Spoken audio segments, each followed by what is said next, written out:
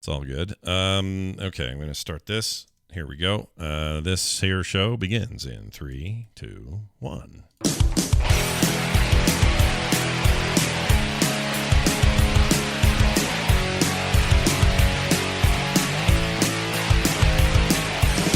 Welcome, everybody, to Core. This is Core for Thursday, June 24th, 2021. I'm Scott Johnson with Bo Schwartz and John Jagger, and we are back talking video games, industry stuff, news, games we're playing, all the fun stuff in and around your habitual addiction to video games. We're here to help serve that up, like dealers, really, on the internet. So thanks for being here. Quick note, we just had a really fascinating extended discussion about why Chorecore, I do like the term, although it kind of uses part of our name, so maybe it's weird. But anyway, these video games are like simulators of real life, Cooking Simulator and House Flipper and all those. And Bo had some really interesting reasons and thoughts as to why he doesn't like those. And we're not going to probably get into those again in any depth during the show. So if you're a patron, you get all that bonus content every week. Go check it out, patreon.com/core show to learn more. All right, let's get into it, guys.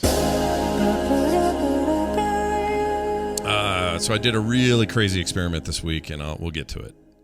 But I do this sometimes. You guys remember when I played every 40K game I could find so we could talk about it on the show? Do you remember that? I did, Ezekiel. Yeah. Ezekiel, to me. That wasn't that long ago, and I've done it again, but in a very different way. There's your teaser.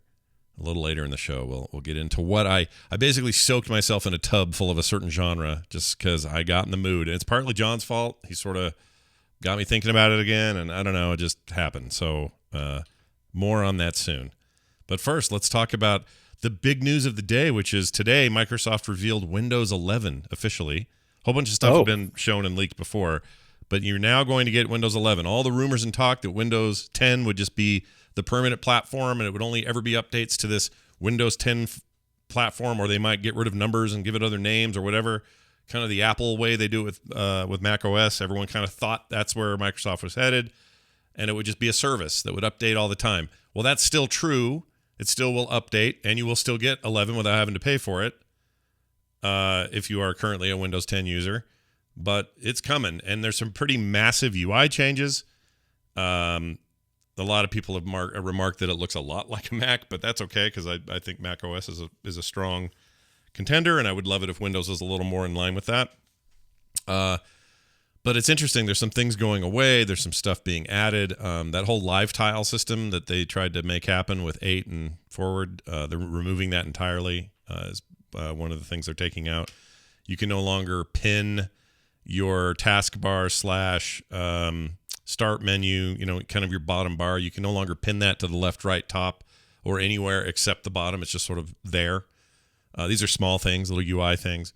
But a big, for our interests here on the show, a big increased focus on gaming. And from one business perspective, this is pretty interesting, and I wanted to get it out of the way early. They've got a new pricing plan for developers who make stuff for Windows. If you make apps for Windows, let's say a notes app or some sort of to-do list or a webcam application, whatever it is you're making, you no longer have to pay anything to Microsoft, which is a bit of a shot over Apple's bow. There used to be a percentage. Now there's not. You get 100% of the profit from anything you sell via their Windows 10 or 11 store. So they're really trying to beef that stuff up. Yep, that's kind of a big deal, except for video games. Not covered. That one, they still get a percentage. What? Yeah, which I think well, is Roblox is happy. They recently made a big deal about how they weren't a video game, so they're covered, but everyone else, suck it. Did they succeed in convincing people they weren't a video I don't game? know. It was a headline I saw. Roblox filed something because it's not a game, probably to do with Apple and Epic or something like that. But oh, interesting. I remember seeing that. Yeah. Why games? Well, think about it. So this is strategic. This is their way of straddling the middle a little bit, and also increasing activity on that store, which is not great. They've never been great. Their store is kind of bad. And I don't just mean the game store. I mean kind of all of it. People just go to websites, install software from other places, and sideload. They don't really use the Microsoft store. So I know they want to beef that up, and so it's really good PR and strategy for them to say, look, we'll not take any cut of that, because the truth is it's kind of sucky there now anyway. So anything's better for us just to have the traffic. And then secondarily, we can't quite do the game part because we do succeed on the game part. That is a working concern for us, and we do well over there. So they don't want to necessarily pull out whatever profit base that represents. So I don't know. It's a little half and half. I kind of admire they got an it. Xbox to think about too. Right, exactly. Like and you're talking cross play and cross compatibility and cross saves and a lot of stuff that happens with those games, including third party titles on Game Pass, that's not tied directly only to Windows. And so I can see why there's maybe that's just weird, and there's some stuff there that maybe we don't even know about, but it's interesting, Yeah, it's a bit sad because I thought they were going to take a shot across the bow of all the other game stores. If they Really literally take 'em did, even if they fast. did like 5%, like yeah. it would be more than any. Like make Epic look like selfish. We give a game away for free, and we give all this money to developers. I'm like, they'd probably just happily take less percentage Sure. over anything else. And so I don't know that. It does seem like a bit of a missed opportunity if that's what they were aiming for. But I think Game Pass complicates it. I think the way they pay out for that complicates it. Like, I don't know. I honestly don't know. Because the store, while you can, so currently you can buy, like John could go buy Forza Horizon 4 on Game Pass, the app, right? Or he could go into the Microsoft Windows store and buy it there. And technically, that's now working in both places. Like, they're kind of just a mirror of each other. But if he has Game Pass, he just gets it. Like, I think it's just weird. I don't know on the gaming side. I wish I knew more about it to say. But So, did they talk about one of the things I haven't looked at? So I made a few purchases on the Xbox. oh yeah, I bought Cyberpunk. I bought Witcher 3. These should be available on my Windows store on my Windows application, but I'm betting they're not. You think that's right? So Oh. there's a weird divergence in their app. So I'll give you an example with Yakuza and why it's kind of a mess. So I wanted to be able to play Yakuza Like a Dragon on my PC, and I wanted to be able to play it on my Xbox Series X. So I bought it in the Windows Store because it wasn't available on Game Pass at the time. So buying it in the Windows Store, I could go into the Windows Store and install the game on my computer that way. I could also then go into my Xbox Series X, and it was in my library of games there. That's all well and good. But it wouldn't show up in the Game Pass app, the Xbox app on my PC, because it wasn't a Game Pass game, and Right. only Game Pass games are showing up in there. But what's interesting is I've left that game installed on my computer. When it got added to Game Pass, it popped up in that app. So previously, it was just an icon on my desktop and didn't appear anywhere. And then as soon as they added it to Game Pass, now it appears in my Game Pass app. So it's really weird the way that those things both exist within the Windows ecosystem, but are separate at the same time. So it's probably something like that. You might have to dig into it and do a little looking. Yeah. But it's just weird. They communicate, but they don't. Yeah, that's true. That's 100% true. And they're just trying to, I mean, I think they're doing better than they've ever done in terms of that communication, but they still have a long way to go, for sure. One thing in the chat just came up, and I hadn't heard about this. I guess Windows 11 is requiring the TMP or the TMP2 chip, which is a security. Basically, just means is your machine a trusted machine or not? And the TMP2 chip is the current standard for that. It's supposed to be common in new computers, but it turns out it's not necessarily. It's not in every new computer. I don't even know if I have one. Mine's pretty new. I know Bose is definitely not going to have the TMP2 chip in it, probably, I would assume. And that's a problem. Like, they better fix that. And I would bet, my guess is once they kind of get their head around just how less compatible that will make them for many people with plenty powerful enough machines. Like he says, Crimson Neon in the chat says, I have an i9 with 32 gig of RAM, and it's currently not compatible with Windows 11. Yeah, they got to not do that. That's bad. It can't. Then you're starting to create. you're starting to take your open platform, which is how you've made your billions, and turn it into a more closed platform simply by having a weird requirement about a trusted machine chip that really isn't going to be that big of a deal. Like, I don't know. They need to fix that. Hope they will. But other interesting stuff. The start menu's in the middle of the screen, but you can move it to the side if you want to. It's a dumb thing, small thing, but it's there. Yeah. It's a do you like change, yes or no test. Mm-hmm. How willing, if you see friends who have it in the middle, they are They're able the to worst accept friends. change in their life. Yeah, If they're they bad move friends. it, Yeah. don't spring anything on your friends. So yeah, sorry if I'm jumping in. So I have something to share. First of all, Go I for got it. kind of distracted, but I'll share it in a second. Did we talk about this pile of crap in the middle of the taskbar at the bottom? Oh yeah, that was just what we were talking about. So the way that so you can move it though. So you can put it back over on the left where you want it.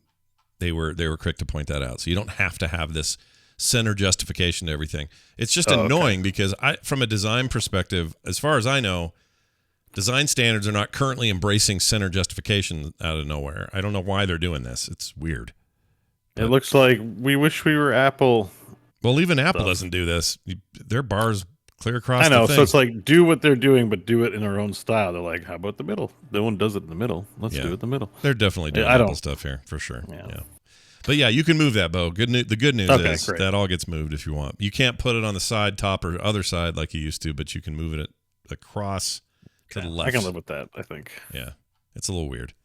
As long as my app's open in app mode and not in tablet mode on my PC, I'm good. Well, and that's the other So- thing. They're dropping that tile thing altogether. That's going away. Great. Yeah. Beautiful. Yeah. Perfect. Gone. Done. Out. One of the big things that I'm excited about, because I actually just got an HDR monitor not too long ago when I upgraded that, is they're putting auto HDR into the operating system so that it will be able to auto switch whether the game is able of supporting HDR or not and take care of it. When I got this monitor, I quickly learned how bad Windows 10 actually is at knowing whether or not you should have HDR on or not. And I ultimately ended up opting to just leave it off all the time because enabling it was such a pain in the butt. Yeah. Sometimes it would enable it, sometimes it would not, sometimes it seemed like it was doubling it up.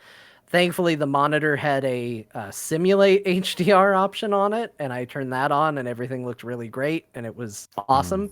But it's dumb that I was doing that on the monitor side, and it wasn't being taken care of on the operating system level. Yeah. So it's something that they point out. Xbox consoles already have this, and it already does it on your console. Right. So now it's going to be something that your operating system can take care Yeah, I of. was gonna say my Series X does this on my HDR TV without any trouble, and the TV itself is also pretty good at sensing what hardware needs, it's connected to or whatever. And I really have gotten used to that. So if you've got HDR on your desktop, but this is good news for you. We'll also play. This is the weirdest part. This thing's gonna let you install and run Android apps. So Windows 11 will run Android apps, despite the fact that most Android phones are based on ARM architecture, which is completely different than Intel's 486 architecture that they still use. So this is, I guess these are emulating it. I don't know. Like, it's real weird, but you can run Android apps on Windows in this next update, which is a little bit of it's them again going, well, the Mac just introduced a way for you to run iOS apps natively on M1 Macs, like the newer M1 Macs, all can run any iOS app natively if you want to. In a lot of cases, I don't know why you'd want to, but you could. I mean, I found a few cases where it's actually useful, but this will be like that. So if you want to run, I don't know, I guess it could affect games too, but like you want to run the latest Clan of Clans or whatever bullshit thing that is. Clan of Clans. Clan of Clans. I'm sure that's a real mobile game, but it sounds like a good fake mobile game name. Yeah, I like combining it. It's funny that way. But yeah, you can now run that, John. You're excited. I just This know is it. what I'm seeing about about that. This is from IGN's article. They said Android apps are able to run on Windows 11 thanks to a new Intel Bridge compiler that helps the apps run on x86 systems. What's even better is this Intel tool runs just fine on AMD and ARM-based processors as well. So all PCs should be able to run Android apps. Yeah. But at the end of the day, though, that's some emulation on the hardware level if you have that Intel tech, I guess. And now the operating system will support it. So that's cool. I mean, I'm fine with this. Like this, I think this kind of unification of platforms in terms of like what can run what or whatever is great. I just don't know if you're going to use it a bunch. You know, like how often are you going to install an Android app? I can't remember what the reason was. I think it was for a video game, but I remember wanting to try and install an Android emulator to play a game that might have been Android exclusive, but I wanted to play it on my PC for some reason. What was the? Do you remember the game? Why. You don't remember the game? I don't remember the context. I just remember I know I looked into it and tried to get something running, and I can't remember. I want to say my instinct's telling me at the time there was an exclusive skin in Hearthstone if you logged in on Android, and I want to say I didn't have Android at the time, so maybe I was trying to get Hearthstone to run, just so I could log in and get the thing on my account, and that might have been it. But something tells me that's off, and there was an actual Android exclusive game, and I'm trying to think of what it might be, but I can't for the life of me. So yeah, that's why for whatever reason it's ringing a bell with me. Like we talked about it here, or we talked about it before. It would have been nice to have it then when it was important. When you now I don't care. When it was important, when I needed my Hearthstone card back. Important to me, I had to say. important context there. Sure. But it's just, anyways, whatever. I'm not going to think of it. What game? I can't think of it. I really don't. I don't know either. Like I can't think of a thing I'd want to do. I think it was an Android exclusive game, and I didn't have an Android anything, so I think I wanted to try and play it on my PC, but I just can't. It's ringing a bell for me. I don't know why. There was something you could only do there. Yeah, Brian Dunaway in the chat room. Hi, Brian. Says BlueStacks, which I remember looking up a BlueStack. I think that's the emulator. That was an emulator, BlueStacks. Yeah. I just can't remember what it was for. And I just don't remember. As it turned out, the emulator wouldn't emulate this thing anyways that I was looking for. So it still didn't work anyway. Oh, it's right on the tip of my brain, dude. I know what this is. Because we were all trying to do. This was the thing a bunch of people were trying to do.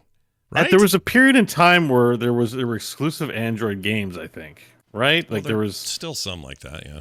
I mean, it's less of a thing now, I guess. At the time, it's just I can't think of what it was. I can't either. It was something cool. I don't remember. It's possible I even heard it. We got it through the community or through through the podcast. Like, it's gonna bug me. It's really bugging me too.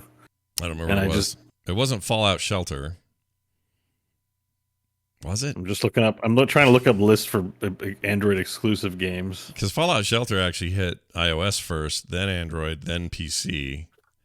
But I don't think we would have worried about like that too. Maybe it was Clan of Clans, this thing I made up. Yeah, Clan of Clans. Yeah. Clan of Clans. Yeah. I don't know, but it was definitely something that was exclusive to Android, and that was. Anyways, if I ever run into that problem again, I'm glad Windows 11 is finally here. Yeah, you just run it. Windows 11 will let you. Now, the big question is, will they ease up on the TMP2 chip requirement?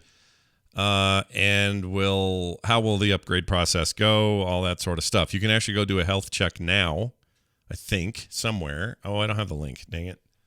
There's a link somewhere where you can like plug in your config, and it will go, yeah, you're all set. Don't worry. Windows is coming. You got it. No worries there. But then I don't see the link, so I can't send anyone there. Anyway, chat room. Yeah. So is that it? This is sort of a nice edition. Oh, here it is. This is the requirements. Okay, so this isn't the link I'm thinking it is, or maybe it is, but here we go.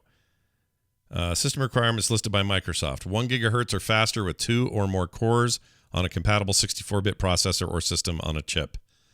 That's normal. That's what we're all kind of doing.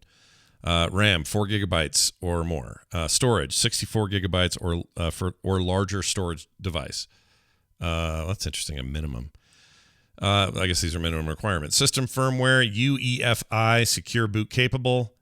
I'd have to look at my motherboard, but I assume that's there. TMP trusted platform module version 2.0. That's the big controversial one there.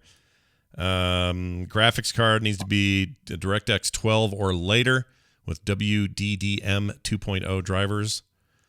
Again, these are highly technical, so you have to dig around your machine. Display, you need a high definition 720p or greater. Internet connection. They're just recommending fast. This is like recommendation, like, so your screen has, because it says that it's greater than 9 inches diagonally, so I can't have an 8-inch diagonal screen. They're basically No, just it's impossible. these are just minimum requirements. They're just saying you can't have anything lower than what we're giving you here. Yeah, but I can, right? Like, you can. The 9-inch requirement, it couldn't be lower than 9. It could be 5. I could have a tiny little screen this big. Yeah, right? you could. I think this is just them saying. Sorry, I'm just pushing. I'm getting all No, it's all right. You just want Microsoft to cough up the detail. retentive about their information here. Because Yeah. if that's wrong, then what else is wrong in this thing? Sorry. It is going to mark the end of support for older 32-bit hardware, they say, though it will continue to run 32-bit software. So that doesn't mean that your 32-bit games, apps, whatever, won't run. They will. They'll be fine. But it's a 64-bit system, chip, bus, all of it. There's no going back. Also, we've said TMP about 100 times. It's TPM. I know I Just keep doing before that. before anybody writes anything. Yeah. Do you know why I'm doing It's that? Because I TPM. have to write temporary, shorthand temporary on everything, and I write TMP. That's why. TMP. But it's not TMP. I It's thought it TPM. sounded like TMS, like, except just instead of a stream, it's a P. Yeah, TMP. the morning penis. People are gonna write. TM. So we're gonna talk about it now, so P. we save everybody the need to. Yeah, save Right, your and email. tell us that. Do that for some other dumb thing we say. Save it for that. Use the MS11 compatibility tool checker. That's the one I was looking for, Brian Dunaway in the chat. I don't know where that is. Oh, usually, okay. But anyway, they are no longer working on 10. It's 11, baby. Get ready. You down with TMP? Yeah. Yeah, you know me. You know me. What else is going on? NVIDIA Canvas is a pretty dumb thing to mess around with if you have an RTX card. Have you done this, John? You messed around with this. Did you Have I not? done what? Oh, the NVIDIA Canvas? Yeah. Yes, I did. What'd you think of Sorry, that? I got real caught up on finding out if I had a TPM chip, and it Yeah. ended up amounting to nothing. Oh, good. So that was a waste of time. It's dumb. It's a dumb, fun thing. Yeah. We didn't have a lot of news stories, so I saw it and I was like, well, let me try it. And I downloaded it. And it's this kind of weird thing. So you have to have an RTX card in order to run this thing. I don't really know why. It doesn't seem like it's something that would require it, but apparently it does. But basically it opens up what looks like kind of a rudimentary, it looks probably a bit more like Adobe Photoshop, but essentially it's paint. And on one side, you've got the canvas you draw on, and on the other side, it outputs to another canvas, and you draw a really shitty paint picture, and then it converts it into a like Bob Ross painting. Oh, And wow. it's extremely dumb, but it's also extremely fun. And That also looks to me like that looks like shortcuts for studios to not pay really good artists and instead pay dumbasses to do this. That kind of stuff makes me nervous, just a little nervous, you know? Like if it's good enough, it's AI assisted, whatever. That's probably why the card's needed, because it's doing some crazy number crunching. But I'm watching the video right now. If you can have somebody just sit down and say, look, we need a spaceship that's hovering just above an ocean scene with a bunch of mountains around it, and we need that for our next Mass Effect game. Let's say it's just they're doing it for concept art. That's kind of it. Like that seems bad, man. I don't know. Bad for artists. I mean, better for studios who want to save money. But I don't know how I feel about that. We'll see. I feel like it needs to be implemented in a technology that isn't necessarily an art way. I mean, here's where it would be great. You know what studios keep getting busted for, and it sucks that they get busted for it because they shouldn't be doing it. It's wrong. Like it's a pretty terrible thing. Mm-hmm. But video game studios keep getting in trouble for stealing art, to just have a painting somewhere on a wall in their game, and they're like, "Oh, just grab this image, throw it on the painting. There we go. We got art." And then the artist goes, "Excuse me, Uncharted. That painting was, I think it was Assassin's Creed concept art that they put in Uncharted by mistake." Like that kind of thing doesn't happen if you have something that can just turn squiggles into an original piece of fake-looking art. Yeah. So, Yeah. there's a good implementation of the technology. Stop stealing from the Assassin's Creed team, Naughty Dog, and just use NVIDIA Canvas. Yeah. Well, anyway, we'll see if any comes of it. Obviously, they're not showing any like character creation. That's a big part of concept art. So it looks like they're safe for now. This is all environmental stuff, best I can tell. The Steam sale began, the summer Steam sale. So if you have something on there you haven't already bought, now's a good time to hop in there and see what the deals are. I've seen all kinds of deals on things I already own. So kind of one of those sales for me where I'm not seeing much. Although, I did pick up one of the games I'm going to talk about today. I picked up Cooking Simulator for $10, and it was like half off. So I was like, sweet, I'll grab that. On Steam? Yeah. But other than that, not a lot on there that I either don't have or don't want. So did you guys see anything, John, anything jump out and go, oh, gotta have that game? No, I haven't dove too deep into it just yet, but it's always so hard because the stuff that I'm into is still current enough to where it's not the best deal. Although, what's funny is every time they do one of these sales, I end up going to that Steam point shop where you can buy, their weird little stickers and backgrounds and all of that. Yeah. And they have Mass Effect items now. And so I'm really tempted to spend my Steam points that I earned for my Dragon Beef Final Fantasy review, because people have been gifting me them, on some sweet Mass Effect items. It seems like a good use of those points. Yeah. That reminds me, what I wanted to say when I was distracted during the Windows 11 thing is because I was logging into the Windows Store to see if my purchases were available, like if I could download Cyberpunk on my Windows Store purchase on my PC, which I can't find it. And then I saw the refund button for Mass Effect Legendary Edition, so I filled out a refund request. You did it here. I was like, I can get my $81 back? I think maybe I'll do that. Yeah, we talked about last week you're having buyer's remorse a little bit over that. Oh, I think they might have refunded it to me. It says total zero now. They're refunded. really good at that. Nice. Microsoft has a quick refund system. They're faster than Steam. I don't feel bad. I bought Cyberpunk for a second time on the Xbox platform and Witcher, so I've given them money. Oh yeah, they're fine. You shouldn't feel bad. They have the system for a reason. Thing is, I asked for store credit because I was being humble, but I actually would prefer just to have the money back. They gave me the money right back. I'm going to Steam. I lied. Well done. Well done. I'm going to buy Roguebook, everyone. That's happening. Oh, shit. I want to hear about Roguebook. I guess you haven't played it yet, so we can't talk about it. I haven't played it, but maybe tonight. Yeah. Seems good. This little binge I've been on with the card games has been kind of a problem. I've been jumping back and forth. Bo's been playing them too, and a Roguebook is definitely on my radar. I want to see if that's good or not. All right. Well, anyway, look for the deals because now's the time. Now's the time for the deals. And if you're like, all let's say is I refunded Mass Effect and Live to Tell the Tale. Yeah, as well, which bummed me out, but I also understand why you did. I totally get it. I'm just not ready for it right now. I think and it's a lot of game, and then I dropped 80. Like it's gonna be on. If it goes on Game Pass, I'll be so mad. It probably will. I mean, it will eventually because this is a EA product, and all of their games, even their big premiere ones, after a time go on Game Pass or go on EA Play, which is part of Game Pass. So it remasters for sure qualify as like shovelware once they're past their sell-by date in these kinds of things. So for sure, it's gonna end up. So yeah, I'm glad this is actually a happy ending for me. So, I'm sorry. The chat room just posted. I need to break in here with some breaking news. Posted a link to something called Chair Simulator. What is this? What the hell is this? Judging by finally, the title. Scott, you missed one. Oh, now man. People are going to be more interested in this. Well, let's find out what Chair Simulator is. It's free. Buy chairs, sit down, accumulate sit points through the all-new sit point system. Spend your sit points on new chairs. The possibilities are endless. Chair Simulator has all your favorite chairs from Urns, whatever those are, Eames, Starkle, Bartoli, Corebuster, Thonet. These must be brands.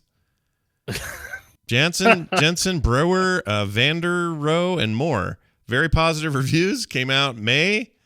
I don't like the dude. this dude that sits. He's annoying. He's wild and crazy. Well, I guess you can make your avatar whatever you want. These are normal people. But all right, so let's just see what this video shows. Okay, so we got chairs. I think you literally just sit in chairs. Yeah, I think you do. Holy shit. Okay, well I have my limits. You know what I mean? Like even I have a place. I have a certain line I won't go. Oh, you can die in this. Yeah, it says You lose all your chairs. Weird. It's really weird. Are those fake Wow. brands? The Wraith? Maybe they are. I don't know if you'd want I wonder how much money they've made off that. Like, Well, it's I almost free. feel like I laugh at. Oh, it's free. Okay, never mind. Then. 'Cause I just want to say, like, we're all laughing at it. Meanwhile, this guy raked in a cool $100K for a chair simulating program. I'm like, oh, shouldn't we be look, doing this kind of thing? some of this stuff is just bait for Twitch streamers, right? And this might be one of those. But That's he's not, true. He's not I'm getting happy money. these things get made. I mean, people. There's also a lot of people learning programming, so they may be developing their own indie games before they move on to do other things and do weird shit like this. Like, it's Yeah. totally cool. I just wonder. I wonder sometimes about how much these like dinky little throwaway games, how much revenue they actually generate. Obviously, this one's free, but there are some, those hentai puzzle games that Oh, are sure. 49 cents. I'm like, are they selling 200,000 copies of it, or like, do they make money? Or are these $5 purchases like these low effort things? Do they actually pull in? Is it a money printing situation? Like, I don't know. Now I've got real concerns because while you were making Sure. that point, So there's two ways you could read the title of this content update. is it a content update? Well, I'm Oh, I see. watching the stream and I see which page you're on. Oh yeah, this guy's. It's called Chair Effing Simulator, and Right, and that's a suggestive GIF. yeah, that GIF will give you. I was playing this while eating McDonald's. Oh, John, there's probably you should farm. Oh, you this should for- read this for. Yeah. Oh, there's some. Yeah, Chair Simulator led to some real good Steam review business. But Chair Effing Simulator. Yeah. Okay, is we'll look at another Chair thing. Effing Simulator. What is next why? week. Why is this? What is happening? Why is this? I mean- thing. This is and this has. Do you buy this? 'Cause- this is Because cost- the 'cause internet is porn a is- place where being able to laugh at how stupid something is, it's because of Shrek, Scott. It's all because It's all of Shrek. Shrek's fault. You know The what? same people that are like, it's funny because it's Shrek, are like, it's funny because effing a chair. The developer name is So Sorry Soft. All one word. It's really funny. Do they make They any know. other games? Is that their only thing? I don't know. You'd have to click on it. I'm actually watching your live stream while I do that. I'm I sort don't of want to afraid go to to- Chair Effing Simulator. What will everyone think? I'm afraid to This is click it. computer. I don't want to know more. Oh, about that. you should see my browser history for the Dear Martha reviews, man. Oh yeah. I hope you don't start getting like if they're gonna start giving you what's the word I'm looking for. Your algorithm's gonna get all effed up because you've been searching for weird games for the review. Well, it already did, but it said it was because I played Resident Evil Village. Oh yeah. And I was like, why am I seeing this game? It's like, because you played Resident Evil Village. I was like, oh, okay. Well, Yeah. sure. Yeah, why not? I found Yeah. a GIF that John's gonna love. Let me put it up here on the chat or on the video, and then I'll send it to John in the Discord. Yeah. Just That's why. That's why Chair Effing Simulator is a thing. Yeah. Because of that, right? because of there. that. Now, my daughter showed her little boy Shrek the other day for the first time. The movie, Yeah. not this GIF, Mhm. and he Not this one. she did that, and he was so into it. He sat there for the hour and a half that movie is, didn't budge, didn't make a peep, didn't move, didn't get restless, watched it from top to the very bottom, and the minute the credits started to roll, he turned to her and burst into tears because it was over. Now he's 2 years old. What is that even about? What is going on with Shrek that it's that Right. compelling for a 2-year-old? I don't It's get an it. Shrek's incredible pretty journey. good. It's not even Yeah. but it's not even a musical. It's like a lot of talking and, I don't know, man. But it's like primal fairy tale stuff, right? Like they wink, wink, nudge, Yeah. nudge. But there is an element of it, and you're two. That stuff's impressionable. I like the Shrek movie. So is this another Phantom Menace deal where it's not cool to like Shrek? I thought like Shrek Shrek. was okay. I like Shrek. Shrek's Okay, fine. yeah, It's a good okay to like. movie. It's I don't okay to like remember. Shrek. It's just become a meme. is the thing. It's like even think about how progressive it is. A donkey has sex with a dragon, and they have dragon donkey kids. Like that's pretty awesome. Not a lot of cartoons do that, like Modern society. Yeah. I really respect that level of imagination and commitment to Sure. that kind of thing. I don't know. Can't help but respect it. Sorry, I'm just noticing some of these. While I was there, an ad popped up for Nintendo Life is talking about the new Mario Golf Super Rush reviews that are coming in. And it seems like the game's doing okay review-wise. That's good news for you. You'd like the golf I games. do. I'm playing that tomorrow. I think I'll download that tomorrow. That's happening. Or tonight. Maybe I'll preload it. All right, because tomorrow's the big release date. Let's move on to this story here about fat black chocobos. John found this story. He's going to have to explain himself to humanity here for why he pulled this story. So, John, what is the story? Look. What's going on? Here's the deal. I've gotten a lot of feedback. I talk a lot about Final Fantasy on this show because it's a game I've been playing pretty consistently for a while now. Yep. And as a result, we have a lot of listeners who already played, and I've gotten a lot of messages from people who have picked up the game since then because I talked about it here. So, for their benefit, I'm going to tell everybody that Twitch is partnered up with Final Fantasy XIV, and you can get a fat black chocobo. So is this just is this a new model? Is this just them stretching that thing out? Like, what did they do? Do you know? So this mount existed in the game before, but it had become unobtainable. And now it's a whole thing. You have to go to particular Twitch streamers when they're streaming, and you gotta buy subs or whatever. You can find out all about it. Just Google it if you really want a fat black chocobo. It's in the game again. You have a way to get it. I'm not gonna lie. 90% of the reason that this story is on here is, well, the 10% is because it was a very slow news week. Yeah, it really The 90% is because I really wanted to seriously talk with you guys for a small period of time about the fat black chocobo. Yeah, of course. So I see that it comes with a lure here where you got like a cabbage on a fishing reel, and she's like luring it. Yeah, so the chocobo will run on the ground. You use a fishing pole to lure it with food. Yeah. Because it's fat, and therefore all it wants to They do want is to eat. Yeah. Yeah, it's not problematic at all. And hey, here's the cool thing is if you want it to fly or if it jumps, you switch to a second fishing pole that has cake on it. Okay. Okay. Cool. Yeah. I mean, that would make if I was a chocobo and I ate cake instead of cabbage, I would gain more weight for sure. Yeah. The idea is that Okay. he will flap his little wings harder for cake, thus he can fly. So can he? But does he get larger with the cake, or was this an actual caloric? He doesn't soda? eat it. He doesn't ever get it. He never catches Oh, the he just food. wants it. Okay. Yeah. It's a sad story. Can you And, name him? Can Can I give him?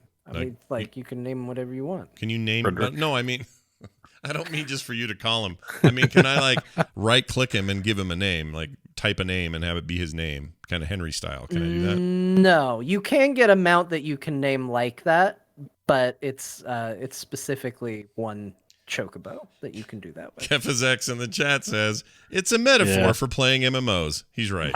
It's not wrong. No. Yeah.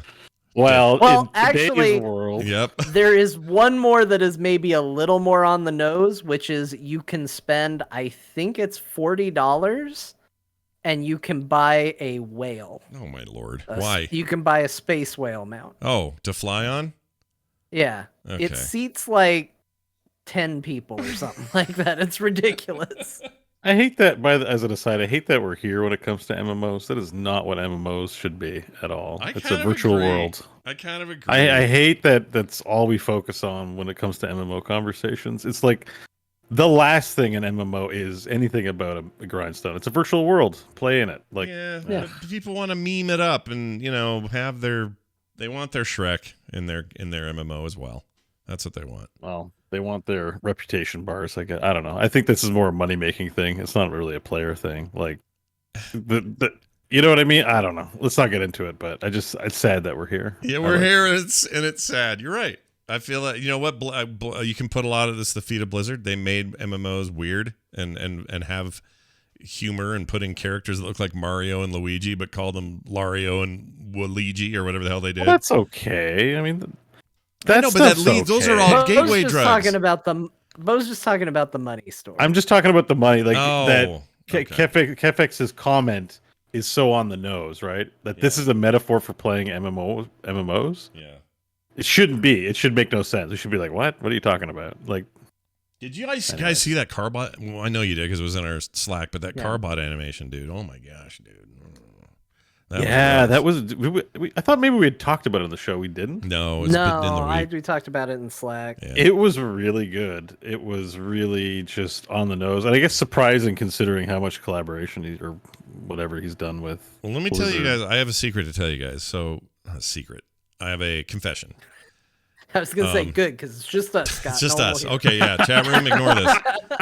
No, here's my confession. I've tried it's been a challenge for me to do this, but I feel like I've done it okay. But since about 2018 or so, Blizzard's we're seeing the seams, the Activision interference, the stuff, there's a lot of that real stuff's happening. People leaving the company constantly. Changes, firings that were weird, the Blizzchung thing, just all the messy stuff around the Blizzard thing. And I'm a content creator who has been making Blizzard-based content since, 2006 officially, and before that, just all the time, right? Just been covering them forever. Yeah. And, if I tried, I could probably get the instance in the Guinness Book of World Records for the longest-running Blizzard/WoW focus podcast, probably. I don't know. It's probably possible. Of any MMO, probably. Maybe. There's been plenty of them, but the longest running, I think we probably hold the record. But the point is, I've been around it for a long time, and I've fanboyed within that time hardcore. And in these last few years, it's gotten weird.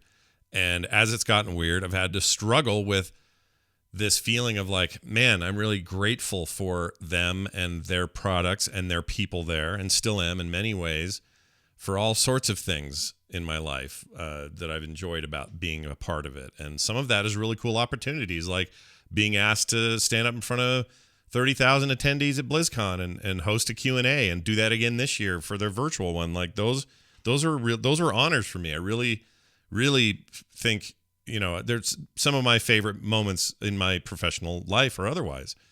But at the same time, there's a lot of stuff that happens over there and within World of Warcraft itself that I just don't like right now. And so trying to find this balance of being critical and also just dealing with my own sort of feeling of loss when things aren't what they were with the company at one time, or at least my own perception of it has changed. All of that has been just kind of tricky and difficult. And I've wanted to always be as transparent and honest on the shows as I can be, and not cover that stuff up when I'm feeling a certain way about it, but also when they're doing something well, still be there for that. And the reason I'm bringing all of this up is because that Carbot animation was actually a weird relief for me, because finally somebody else who also owes a great deal, maybe the entire deal, to Blizzard as his inspiration. Yeah. Carbot doesn't exist without all that stuff, or at least, it's best as you could tell in a world without Blizzard. Is there even Carbot animations and a very popular YouTube channel, and that guy's got a career out of it. And the StarCraft remaster has a whole built-in you can change over to his art style. Like this guy is as deep as you can get. Deep as you can get, exactly. And he has also had multiple stage opportunities at the event. He followed one of ours one year, 2017, when we did our little mini panel in the community area. He went up and showed his process and how he did stuff. So in a lot of ways, it's like we share some of that like love for what it was and what it can be. But seeing that animation made me go, oh, well, yeah, he's also frustrated, and he let it out in his way. Like this is his way of showing his frustration and doing it in a very Carbot kind of way. And I don't know. I felt really good about that, because it was this moment of like, well, I'm not the only one who feels this way, and that was probably hard for him. I don't know. I haven't talked to him, but I have to imagine it was difficult to like really let that go, let that thing put out there in light of all of what I just said. So anyway, it's just interesting, right? Yeah. Made me less. It made me feel less because I have let it out. I have said, especially on the instance and even here on Core, I have gotten very critical of Blizzard in the last couple of years, and I've done so vocally. But it's just nice to feel other content creators feeling okay about doing that. Like Asmongold, we knew he'd say stuff because he says stuff. That's what he does. He doesn't really have a barrier. He just lets it rip. It's partly why he has an army of followers and they all love his stuff, and that's to be expected when he's frustrated or whatever it may be. But for the rest of us, we try to, and that's not a slam against him. It's just his method. For the rest of us, we're trying to create a positive environment and trying to have a place where, we can focus on the good, not as much the bad. But there's been so much weirdness and so much quote unquote badness and whatever, I've had to say a lot of those things. And then later I'm like, oh, it just feels bad saying it. I'm not going to not say it, but it just feels bad. Seeing his animation, I was like, oh, well, it's a Carbot. That's a big deal. I don't feel so bad anymore. Yeah.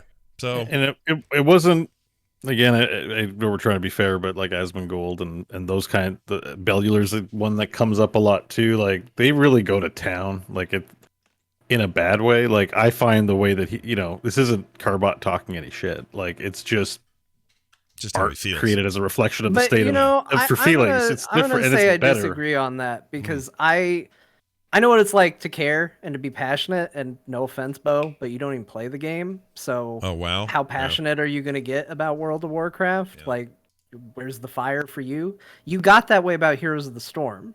You went on Reddit when Heroes wasn't at BlizzCon, and you posted a big long rant about it. Mm-hmm. Like that fire and that passion has to exist. And so I do think that there is a element of, you look at people like Asmongold and you look at people like Bellular and you're like, man, these guys are really taking them to task right now.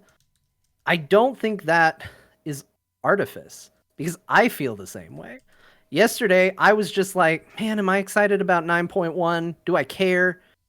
Am I into it? And the very first thing I read looking up 9.1 news was something that pissed me off royally. And I went on Twitter and ranted about it. And I'm not even playing the game right now. And I'm pretty sure I'm not going to play the game when 9.1 comes out. Because I don't think it's good right now. And it's hard. Because I wouldn't be here if it wasn't for World of Warcraft. I wouldn't be doing this podcast right now if it wasn't for World of Warcraft. I wouldn't be podcasting if it wasn't for World of Warcraft. Yeah. So you wouldn't have a round table. I get the round table isn't a round table anymore. It's me and Ben talking about whatever BS we want to talk about because we shut that thing down because every week it was just us going, I hate this game right now. Like, it wasn't directly that. We were trying to be positive, but it was just like, I don't know, Sylvanas is cool maybe. Yeah. Like, it just wasn't good. Yeah. And so I think it's just a case of, a lot of people's identities are tied up in these things. And it can get passionate and it can get heated and it can be all these things. And I don't think that's actually a poor reflection on the creators. I think there's an earnestness there. And I think for a lot of people that maybe aren't as in deep or aren't feeling it, they miss that. And they go, well, these people are just being salty. But let me tell you, when they talk, there is a point there. And there is a point they're making. I wasn't saying that. I was just saying that they would...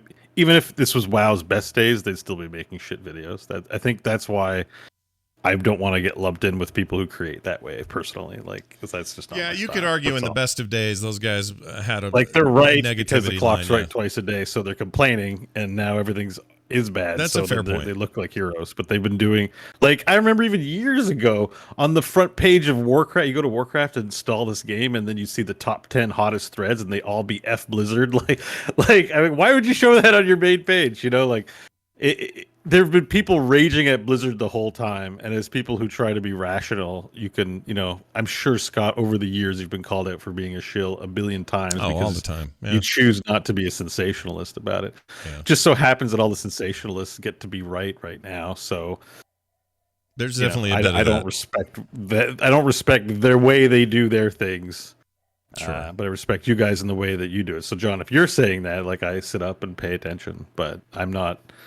I guess that's more what I'm trying to say is there are people who've made a hobby out of it or are just negative people, and that because content creation is just create yourself, then if you're that kind of person, maybe that's the kind of content you put out there, but it gets lots of engagement regardless because there's always not miscreants, but there's always people looking to argue and stuff over the internet all the time, or just feel Well, and shitty about things. you can But- get down into like algorithms and stuff like that. I mean, you Right. click we don't even need to use a name of a known person because that suddenly gets tribal. You can be a brand new, say you're a big content creator, you put all your videos out, and people click the one where you're like, "Wow's the worst game ever." You're going to get flagged for more content like this. You know what I Yeah. mean? Like, Yeah, and now all of a exactly. sudden you're going to see every video where that streamer was particularly salty about things. But you go into their library and you don't see the 4 videos that were uploaded about, hey, I think this is a great change. Here's something cool. Here's a lore deep dive, whatever. You're just seeing here's why I think this is the worst game ever made. Yeah. And that expands up to politics and all sorts of stuff. That's why Facebook's in trouble. It's just the nightmare society we live in. Yeah. But that's to bring it back to Carbot. That's why it was really great, because you can spend an hour, blah blah blahing about it, or you can, as an artist, you probably spent lots of hours working on this thing, and in 2 or 3 minutes, pretty much capture the feeling of what a lot of us are feeling or seeing from the outside. Because I'm not playing this expansion, And so. it's a poignant. It felt very poignant and personal from him, and not just hey, I know what you all want to hear. Here's what you want to hear. It wasn't like, it didn't feel like that. The guy clearly has had massive passion for all their games. Like, he's clearly a born, in the blood Blizzard dude. But Although maybe a little more into Heroes than Overwatch. yeah, but yeah, There's fair. definitely a little bit of a bias there Yeah. that I appreciate, that I really like. He was probably pretty sad about how things went for Heroes toward that same year in 2018. But anyway, I just seemed like a thing to bring up. I don't know how we went from fat black chocobos to that, but we did. And Well, because That's it's good. an analogy for what MMOs are today, which this isn't a critic. We focused it on Blizzard, but I'd actually say the gaming industry as a whole. Like, when our heyday, when we were doing Heroes, one of my number one pros about Heroes was no achievements, right. no things to fill. And even the levels, I'm like, they're pretty optional. They're not trying to behavioral science me to death on getting these levels up on there. So this was a big praise for Heroes of the Storm for me, but the entire industry, I mean, this is ESO, this is Final Fantasy, Black Desert, but you name it. I'm really looking forward to Lost Ark, the Diablo-like MMO. Yeah, dude. But I know it's going to be full of this garbage. I mean, even I love Warframe, it's full of that garbage. Like, video game companies have tried to find a way to monetize, offering something for free while trying to get you, but nobody feels good about getting got. Like, it's a long-term feels bad thing. And it's more than just money. Just getting your false engagement over shitty objectives and shitty content to get you to log in every day to maintain numbers for stakeholders. No one wants to be a company's science experiment or like sucker.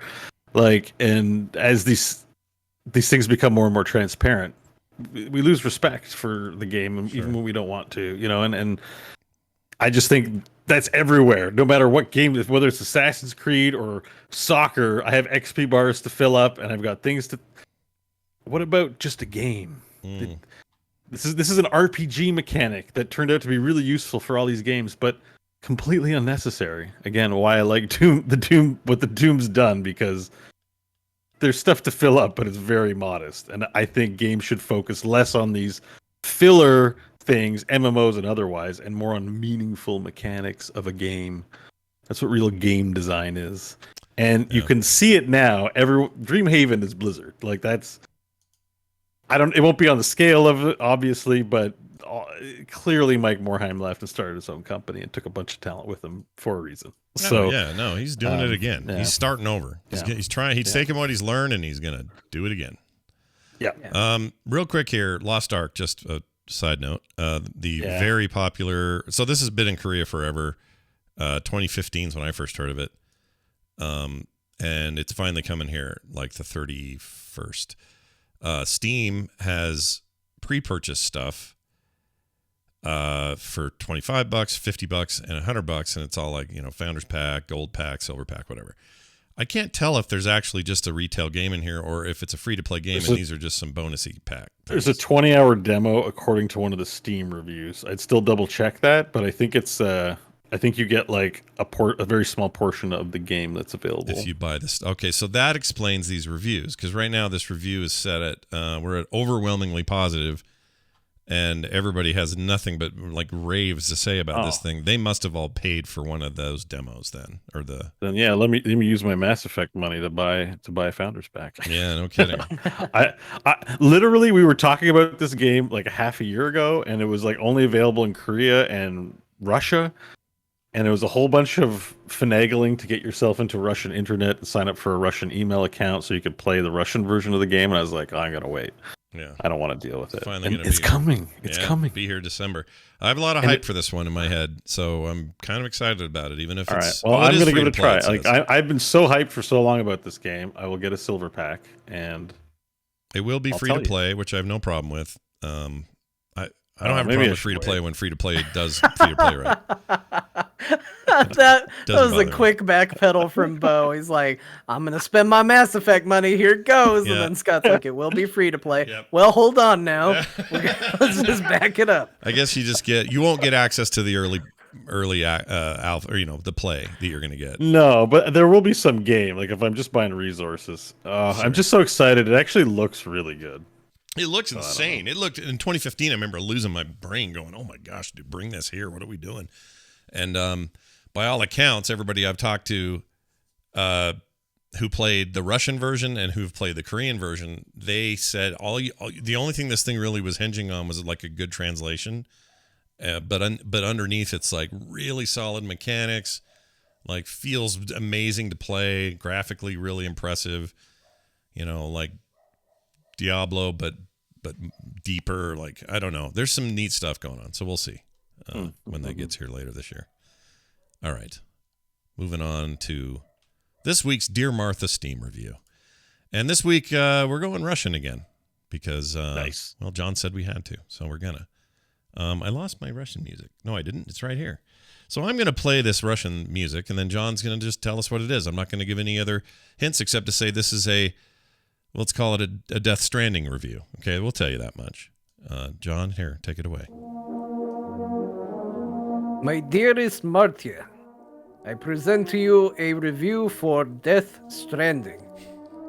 Recommended. If you say yes to any of the below, the game is for you. You are very vocal about the fact that The Postman is the best movie ever made. 2.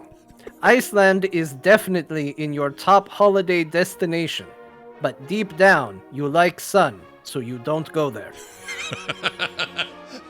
3. The Flex Trek 37 Trillion is a very well-made commercial. 4. Your fear of interacting with people extend to video game NPCs. 5. You do not understand what's the fuss about Inception or Tenet.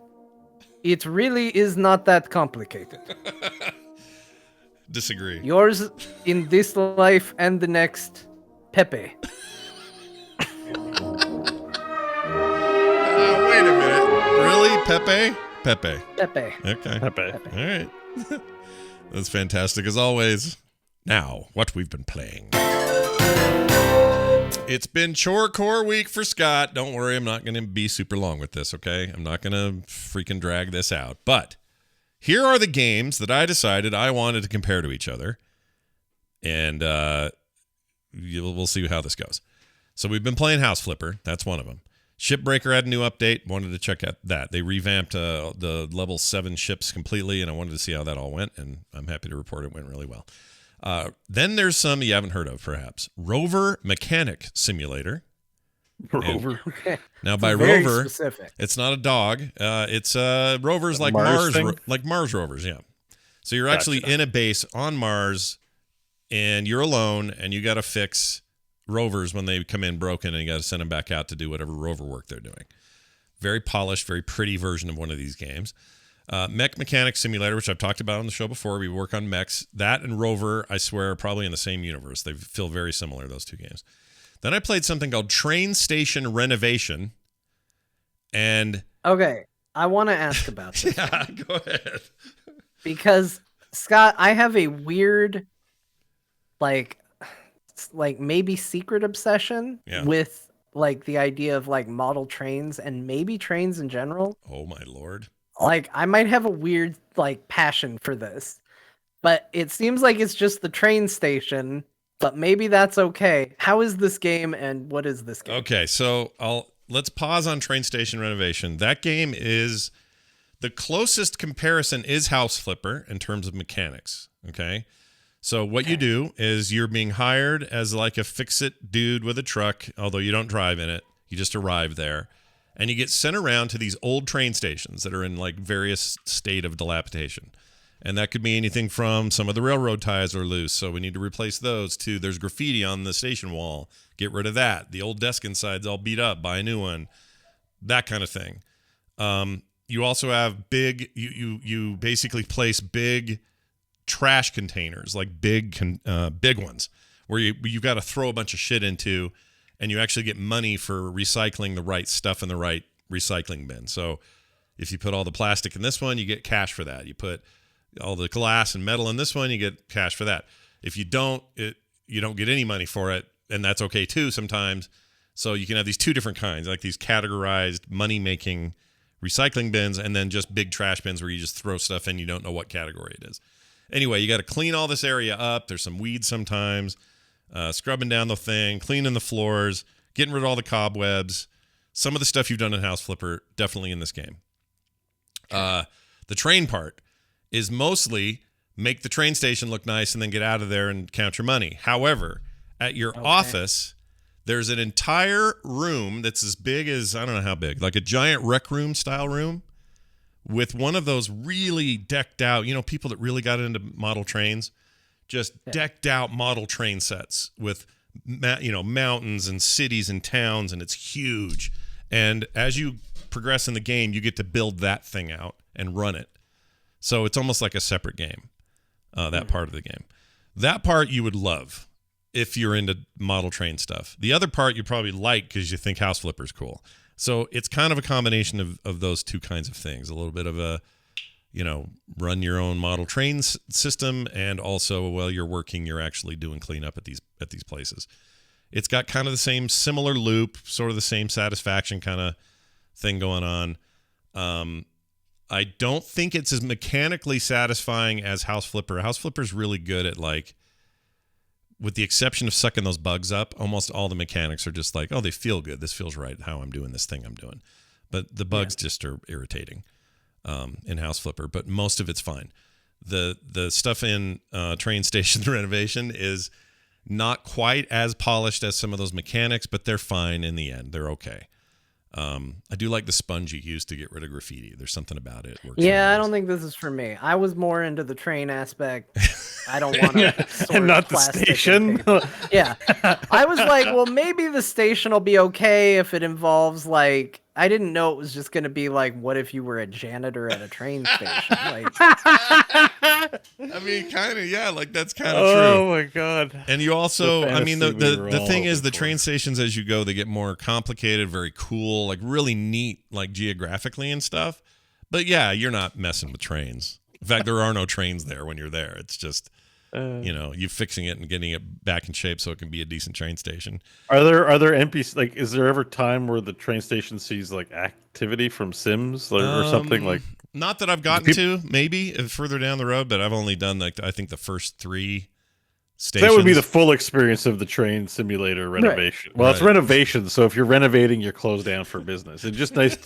It'd be nice to see the fruits of your renovation, by passengers enjoying the train station. Because I'll tell you, I mean, I'm a big fan of trains. Like, like as a passenger, like going on a train and traveling somewhere. Yeah.